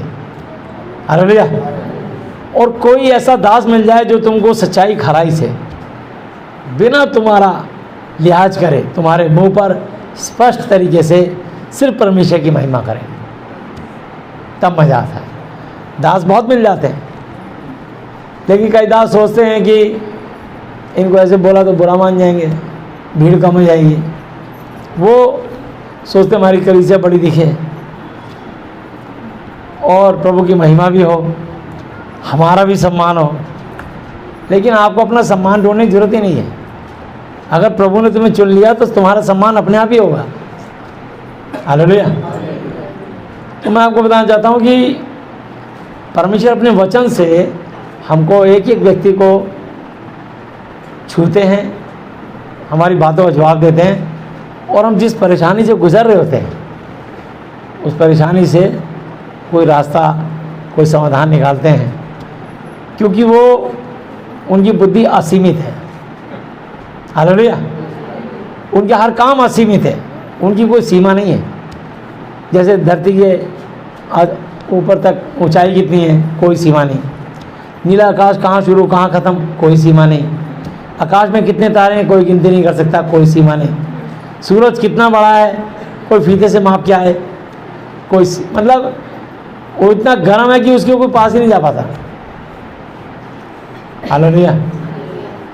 तो परमेश्वर वो है जो असीमित है, असंभव को संभव करने वाला परमेश्वर। इसलिए उन्होंने कहा आदि में वचन था, वचन परमेश्वर के साथ था और वचन ही परमेश्वर था। यही आदि में परमेश्वर के साथ था, सब कुछ उसी के द्वारा उत्पन्न हुआ और जो कुछ उत्पन्न हुआ है कोई भी वस्तु उसके बिना उत्पन्न ना हुई। उसमें जीवन था और जीवन मनुष्यों की ज्योति थी और ज्योति अंधकार में चमकती है और अंधकार ने उसे ग्रहण ना किया। तो लड़ाई ज्योति अंधकार की साथ झूठ की, परमेश्वर शैतान की है, कोर की है। यानी बाइबिल को मानने वाले बहुत लोग हैं, लेकिन बाइबिल की आज्ञा मानने वाले बहुत कम लोग हैं, बहुत ही कम लोग। और जितने बाइबिल की आज्ञा मानते हैं उनके लिए एक ही दुआ में चमत्कार हो जाते हैं, उनके विश्वास के द्वारा, क्योंकि उन्होंने अपना विश्वास परमेश्वर की वाणी पर, परमेश्वर के वचन पर, यीशु के श्रेष्ठ नाम पर लगा लिया। इसलिए उनके एक ही प्रार्थना में काम हो जाते हैं। ये मत समझना कि प्रभु के पास्टर प्रचारक के द्वारा ही दुआएं कबूल होती है। आप लोग भी जब दुआ करते हैं, क्योंकि परमेश्वर आप में से प्रत्येक को कहा है कि तुम मेरी निज पर जाओ, तुम परमेश्वर की संतान हो। हालेलुया। इसकी 1 की 11 आयत पे लिखा है, 10 और 11 12 आयत पे, वह जगत में था और जगत उसके द्वारा उत्पन्न हुआ और जगत ने उसे नहीं पहचाना। वह अपने घर आया, उसके अपनों ने, रिश्तेदारों ने ग्रहण स्वीकार नहीं किया, परंतु जितनों ने उसे ग्रहण किया उसने उन्हें परमेश्वर की संतान होने का अधिकार दिया, अर्थात उन्हें जो उसके नाम पर विश्वास है। बस आप जो भी कोई यीशु मसीह का विश्वासी बना, उसी समय उसके लिए वो परमेश्वर की संतान बन गया। वे ना तो लहू से, ना शरीर की इच्छा से, ना मनुष्य की इच्छा से, परंतु परमेश्वर से उत्पन्न हुए हैं। तो वो सब परमेश्वर के चुनने के कारण, प्रभु के अनुग्रह के कारण, दया के कारण वो पैदा हुए। हालेलुया। उन्होंने सिर्फ परमेश्वर का वचन सुना और विश्वास किया और परमेश्वर के पीछे हो लिए। हम सभी लोग मूर्ति पूजा करते थे, किसी न किसी देवी देवताओं की या धर्मगुरु की, और कोई ना कोई ठटकरम टोटके करते थे। मैंने भी 35 साल की उम्र तक 30 साल 2 घंटे सुबह 2 घंटे शाम मूर्ति पूजा करी। तो हम सब प्रैक्टिकल लोग हैं, लेकिन पूजा करने के बाद हमें और अधिक दुख मिला। ये बात हम तब जान पाए जब हमने परमेश्वर का वचन सुना। इस बात का उत्तर हमें तब मिला जब हमने सच्चे वचन को जाना। यूहन्ना 8:32 पे लिखा, तुम सत्य को जानोगे, सत्य तुम्हें स्वतंत्र करेगा। तो हमको आज़ादी तब मिली जब हमने सच्चा वचन और यीशु का श्रेष्ठ नाम जाना। हालेलुया। यहाँ लिखा है इसकी 18 आयत पर कि परमेश्वर को किसी ने कभी नहीं देखा, इकलौता पुत्र जो पिता यहोवा जी की गोद में उसने उसको प्रकट किया। लोग बिना देखे ही किसी को परमेश्वर का दर्जा देके परमेश्वर के तुल्य समझते हैं, समझे ना। और वो लोग अपने, मतलब जो जिससे हार जाता है उसका दास हो जाता है, और वो हारे हुए होते हैं लोग, तो बस वो कुछ ना कुछ पूजा का और ठटकरम शुरू कर देते, टोट खिवाई। पर परमेश्वर को देखा नहीं उन्होंने, सिर्फ उनकी आस्था है। थोड़ा चमत्कार हुआ, थोड़ा सा काम हुआ, उसी पे आस्था कर ली। लेकिन बाइबल हमारी हर आस्था का पर्दाफाश करती है और हमें सत्य से अवगत परिचित कराती है। तो लिखा है यूहन्ना 9 अध्याय उसकी 1-2-3 आयतें, फिर जाते उसने एक मनुष्य का देखा जो जन्म का अंधा था। उसके चेलों ने उससे पूछा कि हे रब्बी, किसने पाप किया था कि मनुष्य अंधा जन्मा? इस मनुष्य ने, इसके माता पिता ने? यीशु ने उत्तर दिया कि ना तो इसने कोई पाप किया था, ना इसके माता पिता ने, परंतु ये इसलिए हुआ ताकि परमेश्वर का काम इसमें प्रकट हो। हालेलुया। तो परमेश्वर हर काम अपनी महिमा के लिए करते हैं। आपको सबको चुना है तो अपनी महिमा के लिए चुना है। हालेलुया। तो मैं आपको बताना चाहता हूँ कि परमेश्वर ने कहा यूहन्ना 14 अध्याय उसकी 1 आयत से, जब तक तुम यीशु को नहीं जानते थे तुम व्याकुल, बेचैन और परेशान रहते थे।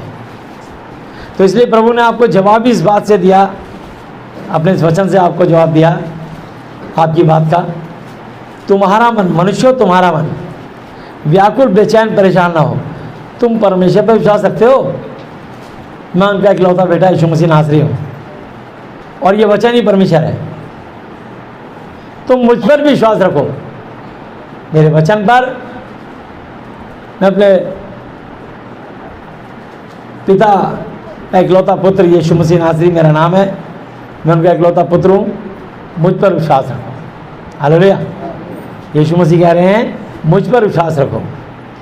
मेरे पिता यहोवा जी के घर में बहुत से रहने के स्थान हैं, यदि ना होते तो मैं तुमसे कह देता, क्योंकि मैं तुम्हारे लिए जगह तैयार करने जाता हूँ। और यदि मैं जाकर तुम्हारे लिए जगह तैयार करूँ तो फिर आकर तुम्हें अपने यहाँ ले जाऊँगा, कि जहाँ मैं रहूँ वहाँ तुम भी रहो। हालेलुया। ये तब के लिए बोला है कि जब हम 120 साल के बाद, मतलब लास्ट उम्र हमारी 120 साल है, जो कि उत्पत्ति 6 की 3 आयत पे लिखा है कि मेरा आत्मा मनुष्य से सदा लौ विवाद बहसबाजी करता ना रहेगा, क्योंकि मनुष्य भी शरीर ही है और उसकी आयु 120 बरस की होगी। और स्वस्थ तरीके से, और वो स्वस्थ तब रहेगा, धनवान तब रहेगा, बुद्धिमान तब रहेगा जब वो परमेश्वर के वचन का सम्मान करेगा, आदर करेगा, उसकी आज्ञा करते में चलेगा। हालेलुया। तो बस जैसी बाइबल की आज्ञा मानोगे तो आप आशीष पर आशीष पाओगे। बाइबल को खरीद लेने से, बाइबल को पढ़ लेने से, बाइबल को रख लेने से कुछ होने वाला नहीं है। उन वचनों को पढ़ने का, उस पर चलने से ही सब कुछ होने वाला है। ये समझा रहा हूँ क्लियर। ये लड़ाई कौर की है। हालेलुया। और जहाँ मैं जाता हूँ वहाँ का मार्ग, तुम वहाँ का मार्ग जानते हो। थोमा नाम के चेले ने उससे कहा, हे प्रभु, हम नहीं जानते कि तू कहाँ जाता है, तो मार्ग कैसे जाने। यीशु ने से कहा कि मार्ग और सच्चाई और जीवन मैं ही हूँ, बिना मेरे द्वारा कोई पिता परमेश्वर यहोवा जी तक नहीं पहुँच सकता। यदि तुमने मुझे जाना होता तो मेरे पिता यहोवा जी को भी जानते, और आप उसे जानते हो और उसे देखा भी है। फिलिप्पुस नाम के चेले ने उससे कहा, हे प्रभु, पिता यहोवा जी को हमें दिखा दे, यही हमारे लिए बहुत है।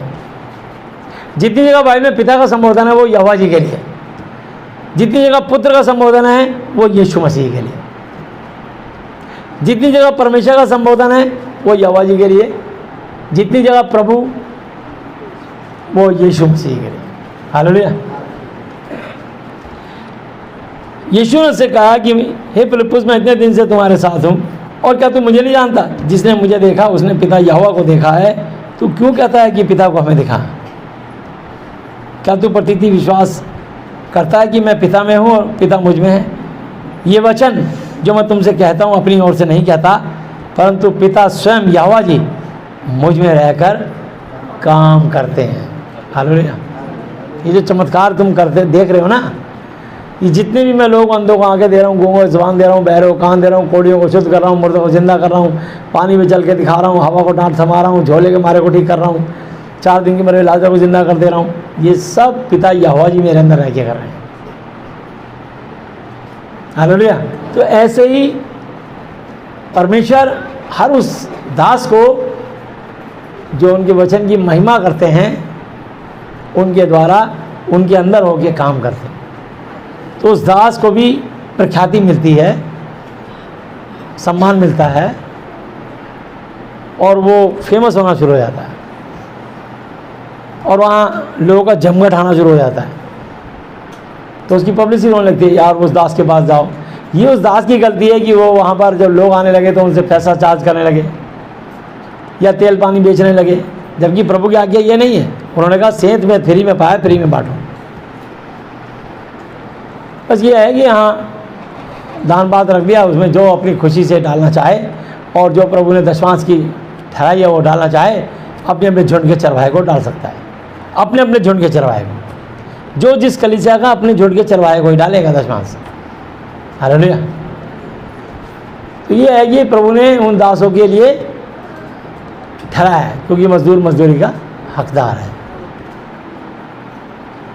प्रभु को किसी का दशमांश नहीं चाहिए होता, बल्कि जो अपने दासों के लिए वो दशमांश दिलवाते हैं आपसे, उसके बदले आपको 100 गुना, 60 गुना, 30 गुना मल्टीप्लाई करके लौटाते हैं, रिफंड करते हैं। इसलिए आप खुशी से दान देते हो। हालेलुया। मेरी ही प्रतीति करो कि मैं पिता में हूँ, यहोवा जी में हूँ, और पिता यहोवा जी मुझ में है, नहीं तो कामों ही के कारण मेरी प्रतीति करो। मैं तुमसे, एवरीवन, हर मनुष्यों से, चाहे वो किसी भी कंट्री, किसी भी जात, किसी मजहब, किसी भी रिलीजन से संबंध रखता हो, बस मेरे वचन का सम्मान करेगा तो मैं उसके साथ रह के काम करने लग जाऊँगा। मैं तुमसे सच सच कहता हूँ कि जो मुझ पर विश्वास रखता है ये काम चमत्कार जो मैं करता हूँ वह भी करेगा करेगी, वरन बल्कि इनसे भी बड़े बड़े काम करेगा करेगी, क्योंकि मैं पिता यहोवा जी के पास जाता हूँ। और जो कुछ तुम मेरे नाम से मांगोगे वही मैं करूँगा। यानी लिखा देखूँगा, सोचूंगा या शायद करूँगा, डन, पक्का करूँगा। कि पुत्र के द्वारा पिता यहोवा जी की महिमा हो, बेटे यीशु के द्वारा उनके पिता की महिमा हो, और उस बेटे के द्वारा वो दास की भी महिमा होती है। इसलिए दास भी फेमस हो जाते हैं। प्रभु के बड़े बड़े दास हैं। अभी बहनीन भाई हैं, जॉयस मेहर बहन है, अनिल कांत जी हैं,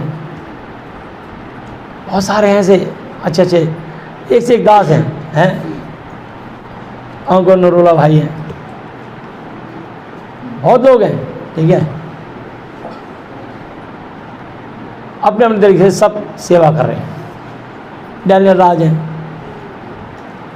यूट्यूब पे बहुत सारे ऐसे हैं, सूरज परमानी है। तो आप धीरे धीरे उनको जानने लग जाते हो, जैसे मैं भी जान गया, मैंने भी उनको देखा यूट्यूब पे, ऐसे लोग मुझे भी जानते होंगे कुछ। तो ऐसे धीरे धीरे वो प्रख्यात होने शुरू हो जाते हैं। ये सब परमेश्वर करवाते हैं उनका सम्मान, क्योंकि उनसे वो काम लेते हैं। हालेलुया। यदि तुम मुझसे मेरे नाम से कुछ मांगोगे तो मैं उसे करूँगा, यदि तुम मुझसे प्रेम रखते हो तो मेरी आज्ञाओं को मानोगे। और मैं पिता यहोवा जी से विनती करूँगा और वह तुम्हें एक और सहायक देगा कि वह सर्वदा तुम्हारे साथ रहे। कब तक साथ रहे? जब तक मतलब आपकी धरती पर आखिरी सांस है, उसके बाद आखिरी सांस के बाद स्वर्ग में पहुँचाने तक वो दास तुम्हारे साथ रहेगा। हालेलुया। स्वर्गदूत, हालेलुया।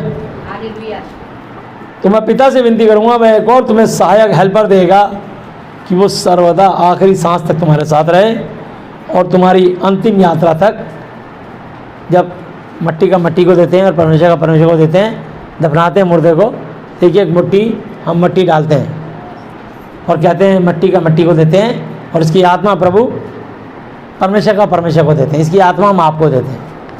वही स्वर्गदूत उस आत्मा को लेके जाता है यीशु मसीह के भवन में, हालेलुया, उनके राज दरबार में। अर्थात सत्य का आत्मा जिसे संसार ग्रहण स्वीकार नहीं कर सकता, क्योंकि वह न उसे देखता न उसे जानता है। तुम विश्वासियों, तुम उसे जानते हो, क्योंकि वह तुम्हारे साथ रहता है और वह तुम में होगा, और मैं तुम्हें अनाथ ना छोड़ूंगा, मैं तुम्हारे पास आता हूँ। हालेलुया। तो यीशु मसीह हमारे पास आए, किसी न किसी के द्वारा मैसेज दिया, बहुत सारी गवाहियाँ हुई आज। तो ये प्रभु काम सबके साथ करते हैं, बहुतों के साथ, हालेलुया। बिना काम हुए यहाँ कोई नहीं आता, लेकिन लोग काम करवा के भूल जाते हैं, फिर कोई शर्माते हैं, कोई इतराते हैं, नहीं आते, कोई गुस्सा दिखाते हैं। जो लोग गुस्सा दिखा रहे हैं ना, वो गलती कर रहे हैं, वो शैतान को मौका दे रहे हैं, वो अकेले पड़ जाएंगे। वो प्रभु के दास से मत रूठना, प्रभु के दास से रूठे तुम प्रभु से रूठ रहे हो। वो प्रभु का दास तुम्हारे पाप श्राप तोड़ेगा। जैसे यीशु है सच्चा गडरिया, हम उसकी भेड़ें हैं। तो यीशु ने कहा जा मेरी भेड़ों को चरा, उन दासों की ड्यूटी लगाई है कि भेड़ों को चरा। तो इसलिए दास का होना जरूरी है, सेवक का होना जरूरी है। हालेलुया। आप मत समझ लीजिए कि आपने बाइबल खुद खरीद ली या पकड़ ली, या आप अपने बच्चों के लिए स्कूल की किताबें खरीद लाएँ तो घर में पढ़ा लेंगे। पढ़ा सकते हैं आप, तो उसका डिग्री नहीं होगी कोई भी कि हाँ जिसको 10th पास कराई, 12th पास कराई, सर्टिफिकेट नहीं होगा उसके पास, उसके भी आप उसको कभी नौकरी नहीं मिलेगी। वो इंग्लिश बोल सकता है, वो जो भाषा सिखाओगे भाषा सिखाओगे बोल लेगा, वो पढ़ भी लेगा, लेकिन डिग्री नहीं होगी, नौकरी नहीं पाएगा, कोई पद नहीं पाएगा। इसलिए हम बच्चों को स्कूल कॉलेज में भेजते हैं और टीचर्स को, प्रोफेसर को, प्रिंसिपल को, उनको फीस अदा करते हैं और सर्टिफिकेट लेते हैं। इसलिए शिक्षक जरूरी है। हालेलुया। तो मैं आपको बताना चाहता हूँ ये यीशु मसीह हमारे आत्मिक शिक्षक हैं, ये उनका वचन है। और जब हम उनके वचन को पकड़ते हैं तो वचन कहता है और थोड़ी देर रह गई फिर संसार मुझे नहीं देखेगा परंतु तुम मुझे देखोगे, इसलिए कि मैं जीवित हूँ और मुझ पर विश्वास रखने के कारण तुम भी जीवित रहोगे। हालेलुया। तुम कभी मरोगे नहीं, बदल जाओगे। इधर शरीर में बस देह छूटी और तेज के साथ आत्मिक रूप से जी उठोगे और सीधी आत्मा स्वर्ग में जाएगी। हालेलुया। सबकी नहीं जाएगी, उतनों की जाएगी जो मत्ती 24:13 को पूरा करेगा। उसमें लिखा है जो अंत तक धीरज धरे रहेगा उसी का उद्धार होगा। जो अंत तक विश्वास पात्र बना रहेगा यीशु मसीह में, उसी का उद्धार होगा। और जिसने यीशु मसीह को बीच में छोड़ा है उसने चोट खाई है। अभी बंदला मैंने गवाही दी कि मैंने छठ की पूजा करी। बिहार में छठ की पूजा करते हैं, वो बिहार की बेटी है। जैसे छठ की पूजा करी उसको स्तन कैंसर हो गया। तो ये चीज़ें कुछ ना कुछ तकलीफ शैतान आपको देगा। जब जब आप प्रभु से दूर जाओगे शैतान योजना बना के अकेले में आपको मारेगा। वो ताना बाना बुन रहा होता है बस तुम्हारे अंदर और प्रभु के दास के अंदर मतभेद हो जाए और तुम किसी तरह प्रभु के दास से कलीसिया से दूर हो जाओ, उसके बाद तुम पर एक भारी विपत्ति डालेगा। वो योजना वो बना रहा है शैतान, और उसकी योजना को सफल होने देते हो तुम लोग खुद, जो प्रभु के वचन को कलीसिया को छोड़ के अपने घरों में बैठ जाते हो रूट करके। अरे प्रभु ने कहा जा मेरी भेड़ों को चरा, तो चरवाए के हाथ में एक लाठी भी होती है। वो किसी भेड़िए को मारने के लिए, लड़ने के लिए, किसी बाघ को मारने के लिए, किसी जंगली जानवर को मारने के लिए, और अगर भेड़ भी गलत चली जाए उसको भी मारने के लिए होती है। ये याद रखना कि तू झुंड में रहे, अलग मत जा, नहीं तो शैतान का शिकार हो जाएगी तू भेड़। इसलिए चरवाहे के हाथ में एक लाठी होती है, वो लाठी शत्रु को मारने के लिए होती है। भेड़ को तो सिर्फ डराने के लिए एक हल्की सी दबकी मारी, इधर चल, बस। जैसे आपने देखा होगा मैडम के हाथ में स्केल होता, फुट्टा भैंत होती है, बच्चों को डराने के लिए। वो एक बार ऐसे खटखटाए, बच्चे डर जाते हैं। मैडम खड़ी हो गई, मैडम सिर्फ इसलिए कि बच्चों को डर रहे कि मैडम के हाथ में एक छड़ी है, उससे वो भय दिलाने के लिए। इसलिए परमेश्वर भी कहते हैं कि तुम मेरी भेड़े हो और मैं तुम्हारा चरवा हूँ। हालेलुया। यीशु है सच्चा गड़रिया और हम उसकी भेड़े हैं। तो हमें हरी हरी चराइयों में चराता और बैठाता है और खिलाता है और हमारी रक्षा करता है शैतान से, और ज़रूरत पड़े तो जान भी दे देता है। वो अपनी भेड़ों के लिए जान भी देता है। यीशु मसीह ने क्रूस पे जान दी है मेरे आपके लिए। हालेलुया। पर मेरे को और आपको यूं ही पड़े रहने नहीं दिया, बीमारी से निकाला, गरीबी से निकाला। आपने गवाहियाँ दी, हम देखो कैसे कैसे बुरे दिन में जीते थे। पर लेकिन ये बड़े दुख की बात है, बड़े शर्म की बात है कि तुम्हारे पास थोड़े से 4 पैसे आते, घमंड आया था तुम्हारे पास, और तुम सोचते हो, भूल जाते हो वो दिन, वो टाइम कि वही वो प्रभु है और वही दास है जिसने शिक्षा दी है, जिसने हमको समझाया, जरूरत पड़ा तो डांटा। और जब हम नए नए थे जवान नहीं चलाते थे, बोलते नहीं थे, डांट खा लेते थे। लेकिन आज 4 पैसे आ गए तो घमंड दिखाते हैं। लेकिन यहाँ लिखा है याकूब पत्री 4:76 कि परमेश्वर अभिमानियों का विरोध पर दीनों का अनुग्रह करता है, घमंडियों का विरोध करता है। तो कभी भी घमंड में मत आना, शैतान घमंड डालता है। परमेश्वर तो प्रेम है। हालेलुया। परमेश्वर तो प्रेम है, वो आपसे हमेशा प्रेम करता है, अपने दास के दिल में डालता है, इससे प्रेम कर, इसको समझा, पर ये जरूरत पड़े तो इसको डांट। आज्ञा दीपक शिक्षा ज्योति सिखाने वाले की डांट जीवन का मार्ग है। वो डांट आपको इसलिए क्योंकि आप वचन से गलत चल रहे हो, आप परमेश्वर से जुदा हो चुके हो, इसलिए वो सेवक डांट रहा है ताकि तुम चुप हो जाओ। और तुम नहीं चुप होगे तो सेवक चुप हो जाएगा, और सेवक चुप हो जाएगा तो फिर शैतान आप पे हमला करने को तैयार हो जाएगा। ये याद रखना। तो यहाँ लिखा है इसमें, उस दिन तुम जानोगे कि मैं अपने पिता में हूँ और तुम मुझ में हो और मैं तुम में हूँ। जिसके पास मेरी आज्ञा है और वह उन्हें मानता है वही मुझसे प्रेम रखता है। आज्ञा तो बहुतों के पास है पर मानते नहीं हैं। तो जिसके पास मेरी आज्ञा है और वह उन्हें मानता है, मानती है, वही मुझसे सचमुच मोहब्बत रखता है, प्रेम रखता है। हालेलुया। और जो मुझसे प्रेम रखता है उससे मेरा पिता यहोवा, हालेलुया, यहोवा जी प्रेम रखते हैं, उससे मेरा पिता यहोवा प्रेम रखेगा और मैं उससे प्रेम रखूँगा और अपने आप को उस पर प्रकट करूँगा, खोल दूँगा, उजागर कर दूँगा। हालेलुया। तो आप अपने कर्मों से अपने प्रेम को दिखाइए।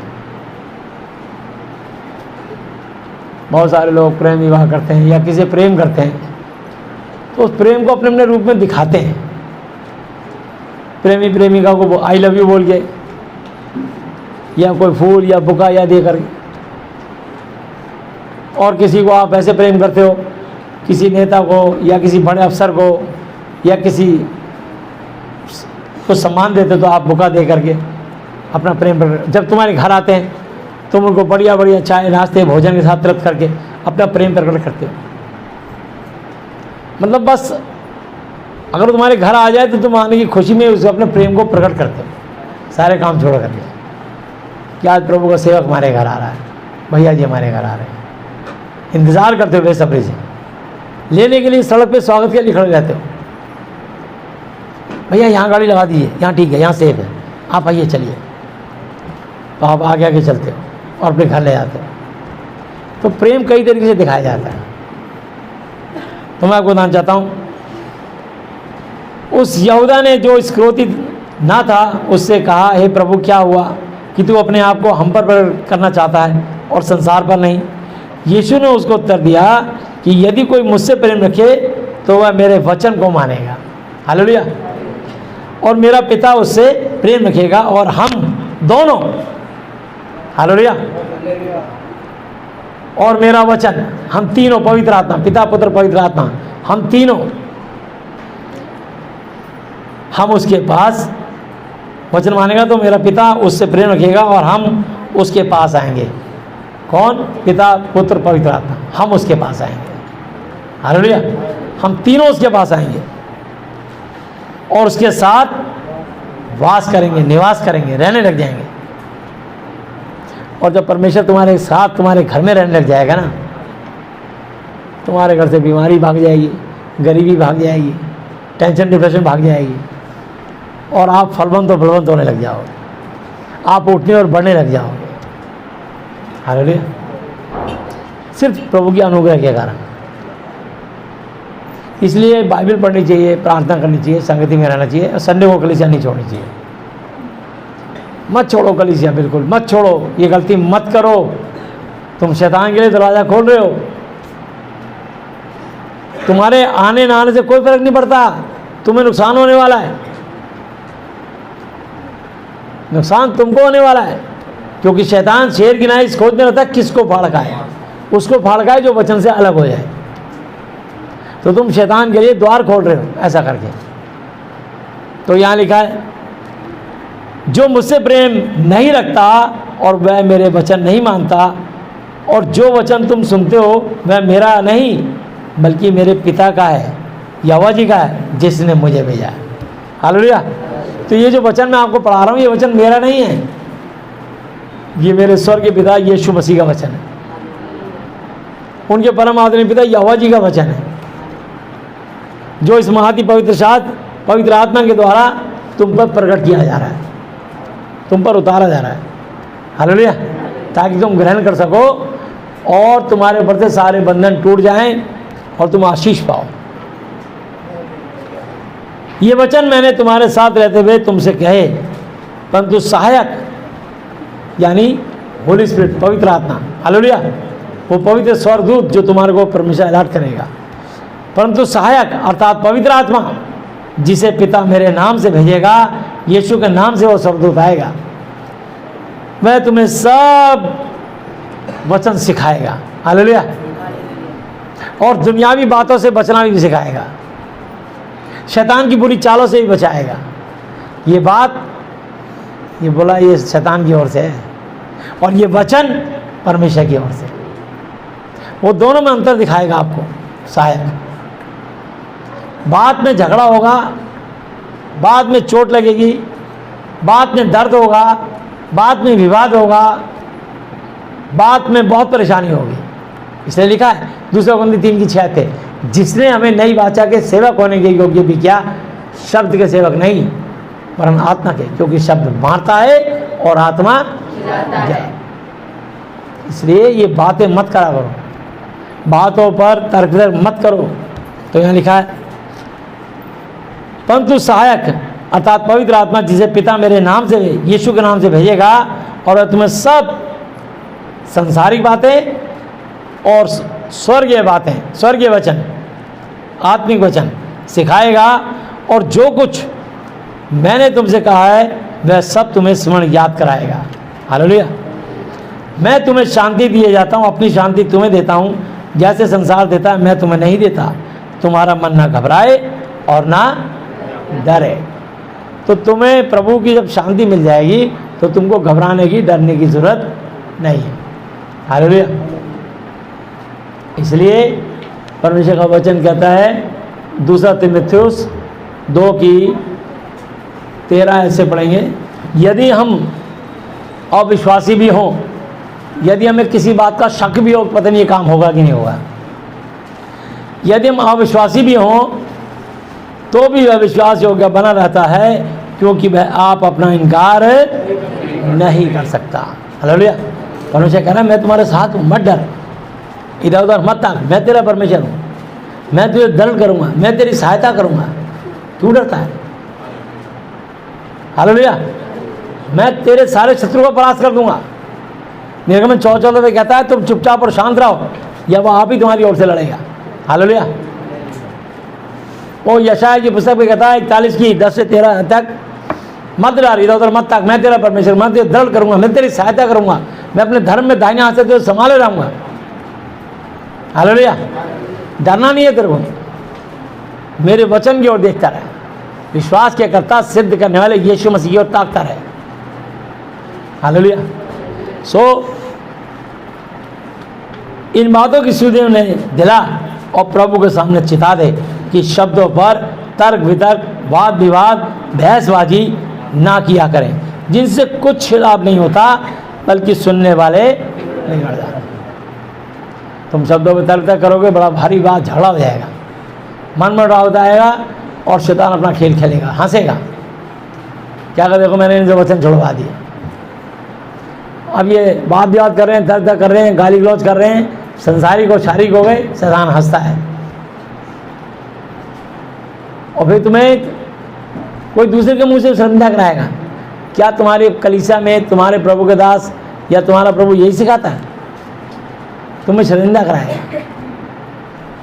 जब तुम गाली दे रहे होगे, गुस्से में लड़ रहे होगे, शराब दे रहे होगे, मारपीट करने पर तारू हो रहे होगे, तब तुमको शैतान शर्मिंदा करेगा। क्या यही सीखता तू अपनी कलीसिया में? क्या तुम्हारे भैया जी यही सिखाते हैं? क्या तुम्हारा यीशु मसीह यही सिखाता है? ऐसे कहते हैं। तो शैतान जानबूझ के तुमसे शब्दों पर तर्क करता है। इसलिए पहले ही जहाँ शब्दों पर तर्क वितर्क को चुप हो जाओ, समझ जाओ कि अब ये शैतान ने खेल खेलना शुरू कर दिया है और ये वाद विवाद गलत हो रहा है, तो आप चुप हो जाओ। यीशु मसीह को पता था, जब यीशु मसीह क्रूस पे थे, बता तू परमेश्वर का पुत्र है, बोल बोल बोल, क्या तू यहूदियों का राजा है? बहुत मारे जा रहे थे थप्पड़ों से।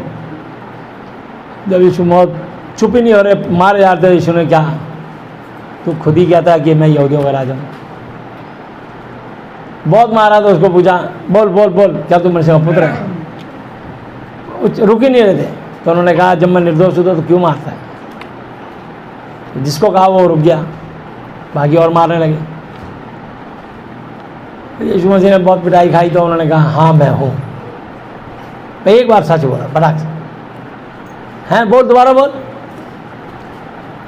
अब मैं बोल चुका तो मैं कितनी बार बोल, बात करता हूँ। तो यीशु मसीह बस एक बार आपको समझाते हैं कि ये काम मत करो, कलीसिया से जुदा मत होना,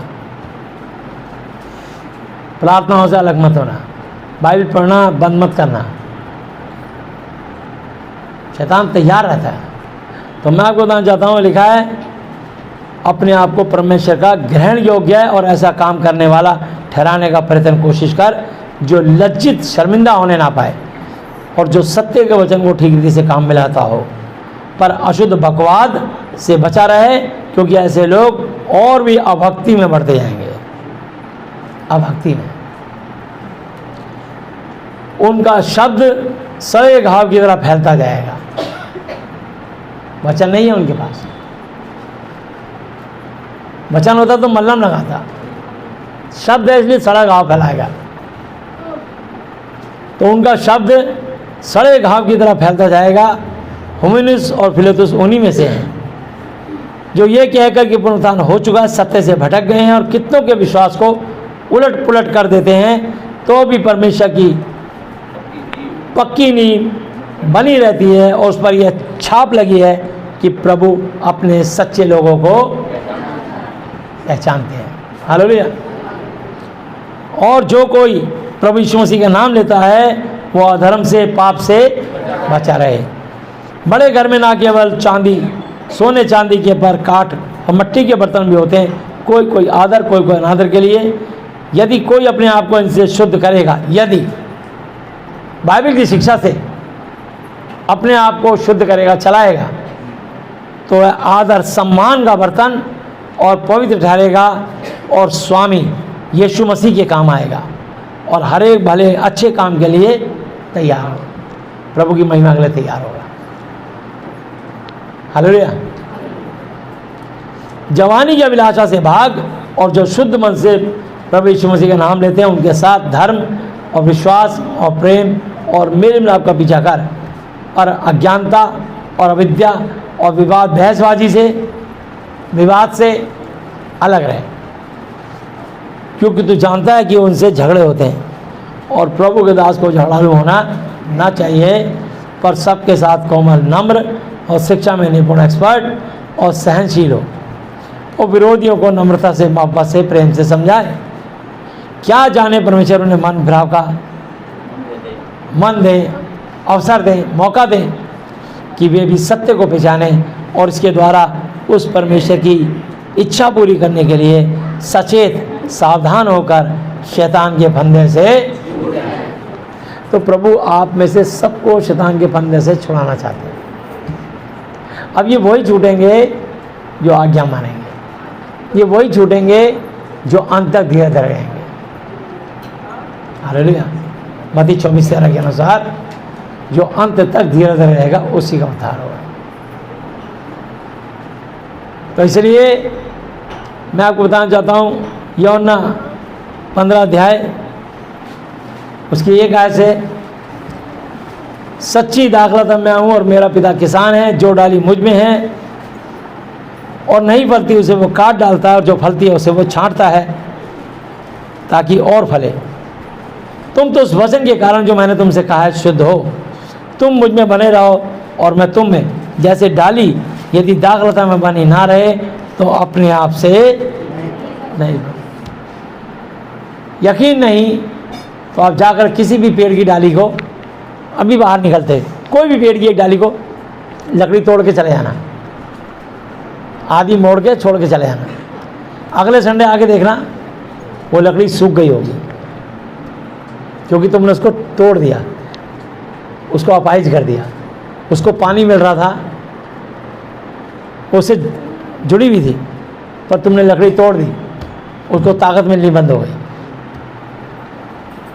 ऐसे ही जब तुम लोग भी वचन से हट करके मनमानी करते हो, पैसा दिखाता है और प्रभु से दूर होकर कहते हो आज गर्मी बहुत है, आज बारिश बहुत है, आज ओले बहुत है, आज ठंड बहुत है, आज कलीसिया नहीं जाएंगे, शैतान इसका लाभ उठा रहा।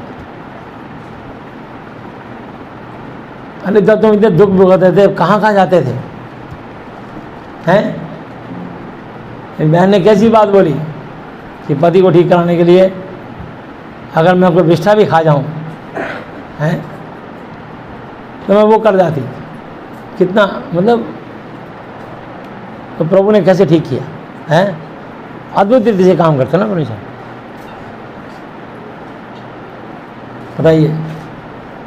करीब 15 साल से जो खून की उल्टियाँ हो रही थी, मैं माउंट कार्मेल स्कूल में बैठता था, वहीं पे लाए थे वो। दुआ करी, दूसरे हफ्ते में बंदा ठीक, खून की उल्टियाँ बंद हो गई। हालेलुया। वो आज तक ठीक है।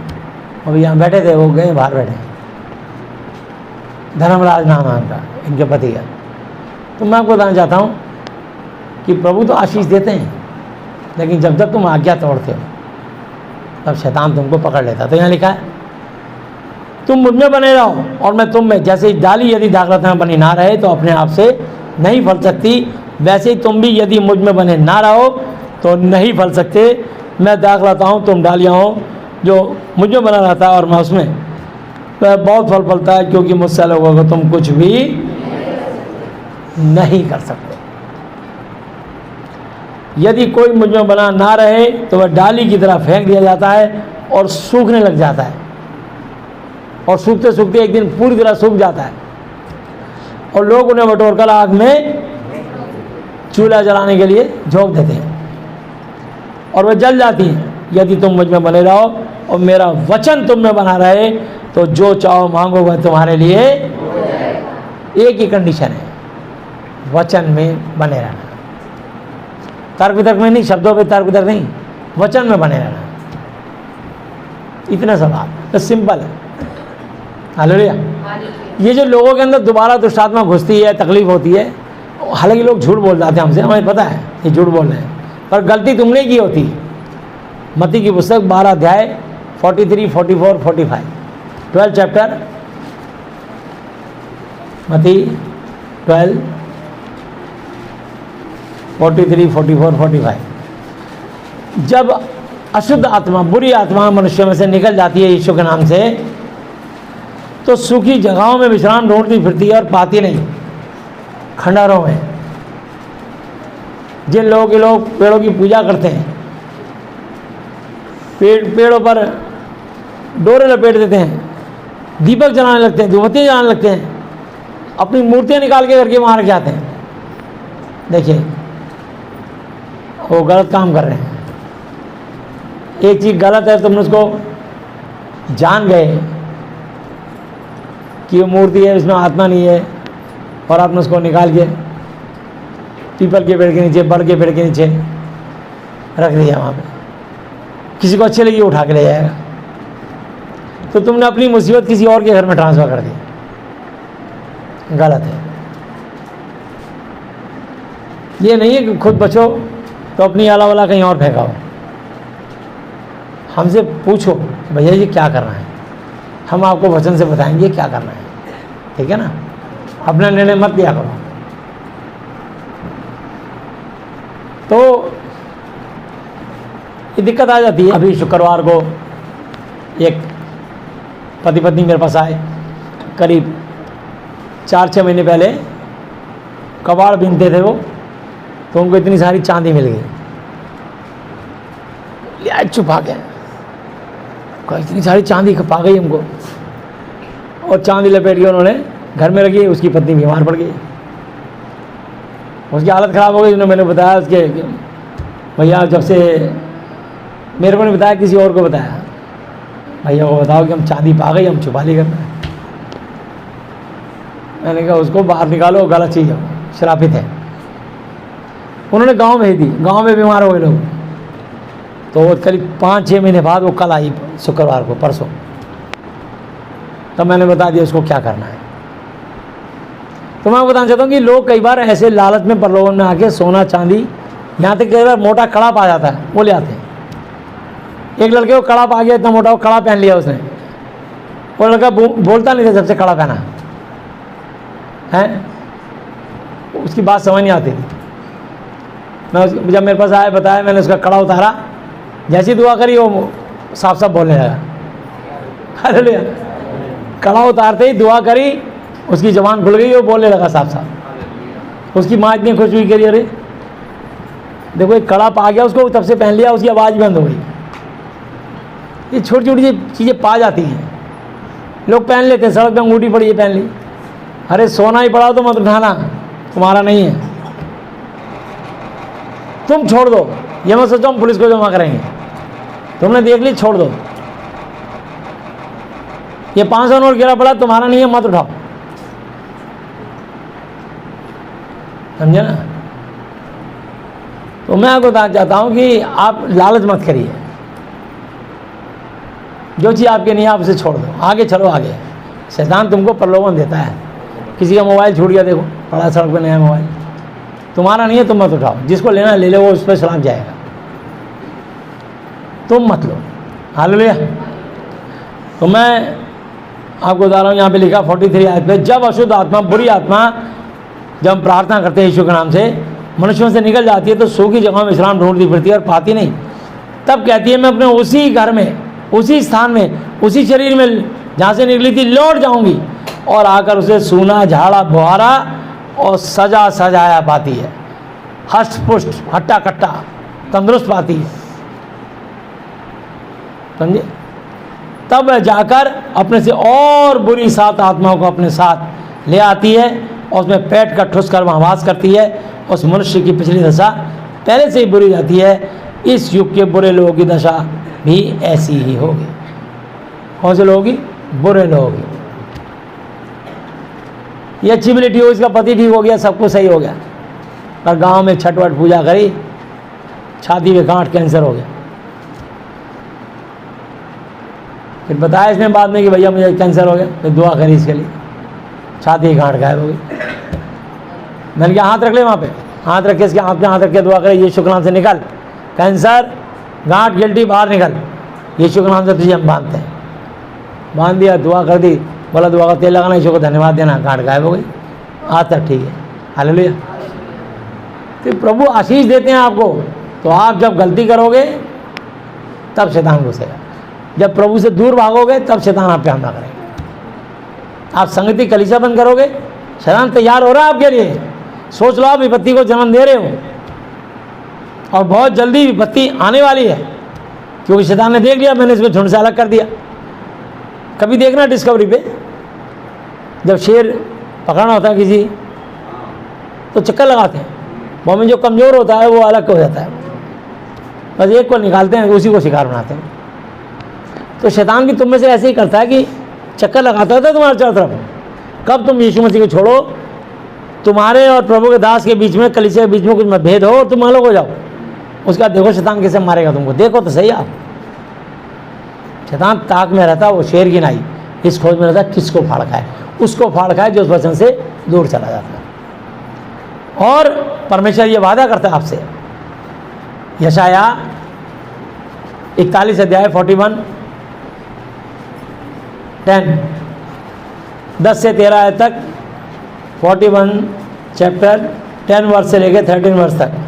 मत डर क्योंकि मैं तेरे संग हूँ, इधर उधर मत ताक क्योंकि मैं तेरा परमेश्वर हूँ। मैं तुझे दृढ़ मजबूत करूँगा और तेरी सहायता मदद करूँगा, और अपने धर्म में धर्मी दाहिने हाथ से मैं तुझे संभाले रहूँगा। हालेलुया। परमेश्वर कह रहा है मैं खुद तुझे संभाले रहूँगा। देख, जो तुझसे क्रोधित हैं, नाराज हैं, वो सब लज्जित, अपमानित, शर्मिंदा होंगे। जो तुझसे झगड़ते हैं उनके मुंह काले होंगे और वे नाश होकर मिट जाएंगे। जो तुझसे लड़ते हैं उन्हें ढूंढने पर भी तू उन्हें नहीं पाएगा। जो तुझसे युद्ध करते हैं वो नाश होकर मिट जाएंगे। क्यों? क्योंकि मैं तेरा परमेश्वर यहोवा तेरा दाहिना हाथ पकड़कर क्या हूँगा, मत डर, मैं तेरी सहायता करूँगा। तो प्रभु आपकी सहायता करना चाहते हैं। वो आपका इंतज़ार करते हैं कि बस उन्होंने चुना ही आपको इसलिए है। यूहन्ना 15 की 16 आयत पे लिखा, तुमने मुझे नहीं बल्कि मैंने तुम्हें चुना है, अपनी महिमा के लिए चुना है तुमको। वो लिखा है यिर्मयाह 29 की 11 आयत पे, यहोवा की वाणी की जो मैं तुम्हारे विषय में कल्पनाएं करता हूँ उन्हें मैं जानता हूँ कि वो हानि नुकसान की नहीं वरन कुशल ही की है, और अंत में मैं तुम्हारी आशा पूरी करूँगा। हालेलुया। मैं तुम्हारे मन की मुराद पूरी करूँगा, चिंता नहीं करो। मैं सबके मन की मुराद जानता हूँ, परमेश्वर कह रहे हैं, क्योंकि मैं मत्ती 6 की 8 आयत पे लिखा है, मैं सो तुम उनके समान ना बनो क्योंकि तुम्हारा स्वर्ग में रहने वाला स्वर्ग के पिता जो मुर्दों में से जी उठा तुम्हारे मांगने से पहले जानता है तुम्हारी क्या क्या आवश्यकता है। हालेलुया। आपका जो बच्चा जिस पोजीशन में देखना चाहते हो प्रभु उसको वहाँ पहुँचाएंगे। आमीन। सिर्फ यीशु को धन्यवाद देना, बच्चा वहीं मिलेगा जहाँ आप चाहते हो। प्रार्थना करनी मत छोड़ना, धन्यवाद देना मत छोड़ना, तुम्हारी मन की मुराद जरूर पूरी होगी। यह है संगति में जाने का फायदा। प्रभु अपने दास के द्वारा आपको आश्वासन देता है, आपके विश्वास को बढ़ाता है। इन गवाहियों के द्वारा आपके विश्वास को मजबूत करते हैं। कितनी गवाहियाँ होंगे, कोई बात नहीं, गवाही भी जरूरी है, उससे मनोबल बढ़ता है। हालेलुया। तो परमेश्वर आपसे प्यार करते हैं और इसमें लिखा है यशाया 43 चैप्टर 1 से लेकर 5 आयत तक, हे इस्राएल तेरा रचने वाला और हे याकूब तेरा सृजनहार यहोवा अब यूँ कहता है, मत डर क्योंकि मैंने तुझे छुड़ा लिया है, क्योंकि मैंने तुझे छुड़ा लिया है, मैंने तुझे नाम लेकर बुलाया है, तू मेरा ही है। जब तू जल में होकर जाए मैं तेरे संग संग रहूँगा, और जब तू नदियों में होकर चले तब वो तुझे ना डुबो सकेंगी। जब तू आग में चले तब तुझे आँच ना लगेगी और उसकी लो तुझे ना जला सकेगी, क्योंकि मैं यहोवा तेरा परमेश्वर हूँ, इस्राएल का पवित्र, मैं तेरा उद्धार करने वाला उद्धार करता हूँ। तेरी छुड़ौती में मैं मिस्र को और तेरी संति कुश और सवा को देता हूँ, क्योंकि मेरी दृष्टि में तू अनमोल बेशकीमती, हर विश्वासी अनमोल बेशकीमती और प्रतिष्ठित सम्मानित आदरणीय ठहरा है, और मैं तुझसे प्रेम रखता हूँ, मोहब्बत रखता हूँ।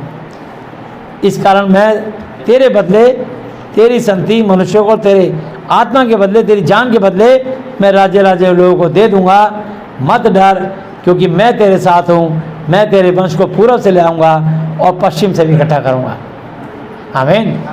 इसकी 13 आयत पे लिखा है, मैं ही परमेश्वर हूँ और भविष्य में मैं ही हूँ, मेरे यहाँ से कोई छुड़ा ना सकेगा। जब मैं काम करना चाहूँ तब कौन मुझे रोक सकेगा। हालेलुया। इसलिए इसकी 21 आयत पे लिखा है, इस प्रजा को, इन विश्वासियों को मैंने अपने लिए बनाया है कि वो मेरा गुणगान करें। हालेलुया। तो प्रभु ने मुझे और आपको इसलिए चुना है कि मैं और आप उसका गुणगान करें, मैं और आप परमेश्वर की महिमा स्तुति करें, मैं और आप उसका गुणवाद, उसकी प्रशंसा करें, मैं और आप उसके गवाह ठहरें। हालेलुया। बस यही काम है हमारा। और जब हम उनका गुणवाद करेंगे तो उसकी 25 आयत पे लिखा है, मैं वही हूँ जो अपने नाम के निमित्त तेरे अपराधों को, तेरे गुनाहों को मिटा देता है और तेरे पापों को स्मरण याद नहीं करूँगा। हालेलुया।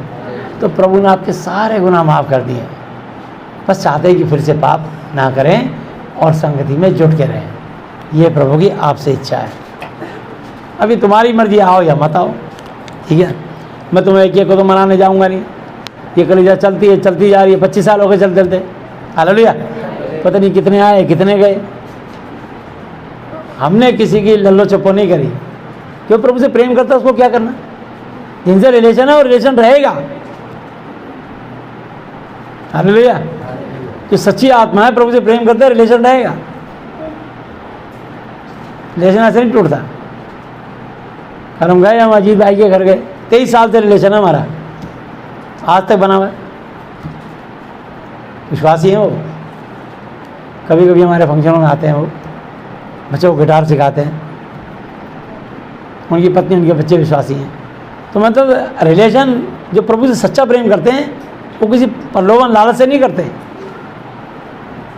तो सच्चे लोग को ये नहीं है कि उनकी चापलूसी करो, उनको मनाओ, उनको समझाओ।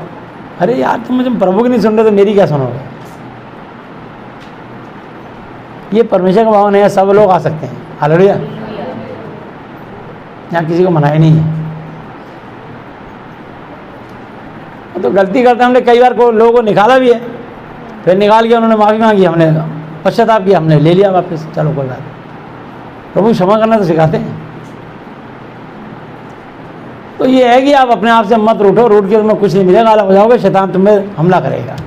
तो प्रभु महान है, उसकी करुणा सदा की है, वो प्रभु आपसे प्रेम करते हैं। हालेलुया। आपका बुरा कभी नहीं होगा, ये याद रखना। वो भला परमेश्वर है, इसलिए उसकी भलाइयों को याद रखो और धन्यवाद करो। भजन संहिता 32 की 8 आयत पढ़ेंगे। भजन संहिता 32:8, 32 की 8।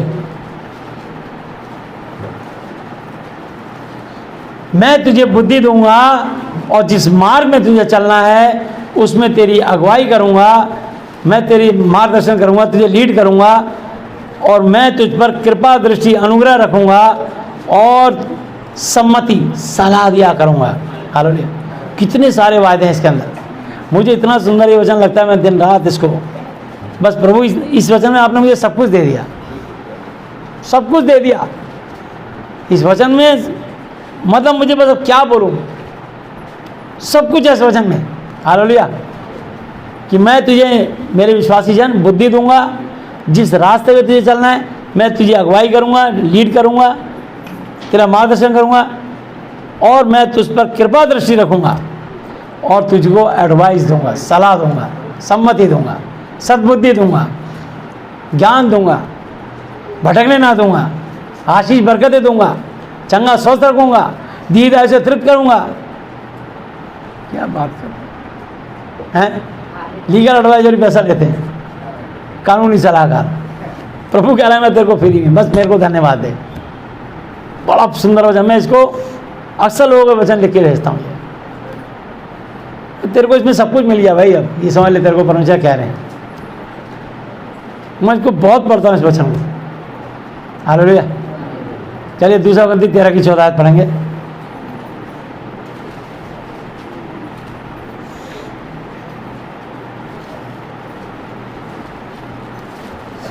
प्रभु यीशु मसीह जी का अनुग्रह और परमेश्वर यहोवा जी का प्रेम और पवित्र आत्मा जी की सहभागिता तुम सबके साथ यीशु के नाम में होती रहे, बनी रहे और बिना रुके बढ़ती चली जाए। आमीन।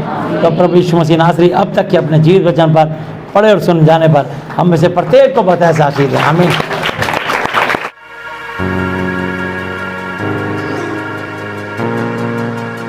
आइए हम लोग प्रार्थना में चलेंगे। हे हमारे पिता, आप जो स्वर्ग में हैं, आपका नाम पवित्र माना जाए, आपका राज्य है, आपकी इच्छा जैसी स्वर्ग में पूरी होती है वैसे पृथ्वी पर भी हो। हमारे दिन भर की रोटी आज हमें दें और जिस प्रकार हमने अपने अपराधियों को क्षमा किया है वैसे ही आप भी हमारे अपराधों को क्षमा करें और हमें परीक्षा में ना लाएं परंतु बुराई से बचाएं, क्योंकि राज्य और पराक्रम और महिमा सदा ही आपके हैं। मेरे प्रभु यीशु मसीह जी के नाम से आमीन। हालेलुया।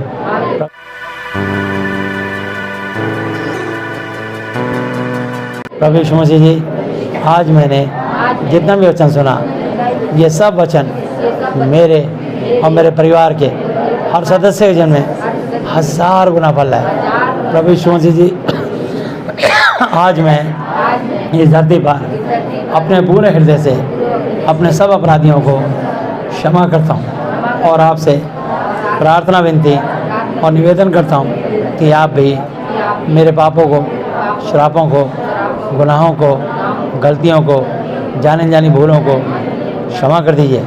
प्रभु यीशु मसीह जी, आज से आप ही मेरे पिता, गुरु और परमेश्वर हो। मैं आपका बेटा, चेला और विश्वासी हूँ। प्रभु यीशु मसीह जी, आप मुझे और मेरे परिवार के हर सदस्य को मानसिक चिंताओं से, आर्थिक समस्याओं से, शारीरिक बीमारियों से और हर तरह की अशुद्ध आत्माओं से आज़ाद, चंगा, स्वस्थ कर दीजिए। मेरी प्रार्थनाओं को सुनने के लिए धन्यवाद। धन्यवाद पिता यहोवा जी, धन्यवाद प्रभु यीशु मसीह जी, धन्यवाद पवित्र आत्मा जी। मेरे प्रभु यीशु मसीह जी के नाम से आमीन। Hallelujah, hallelujah, hallelujah. बोलो प्रभु यीशु मसीह जी की। यीशु की महिमा। सबको जय यीशु मसीह की।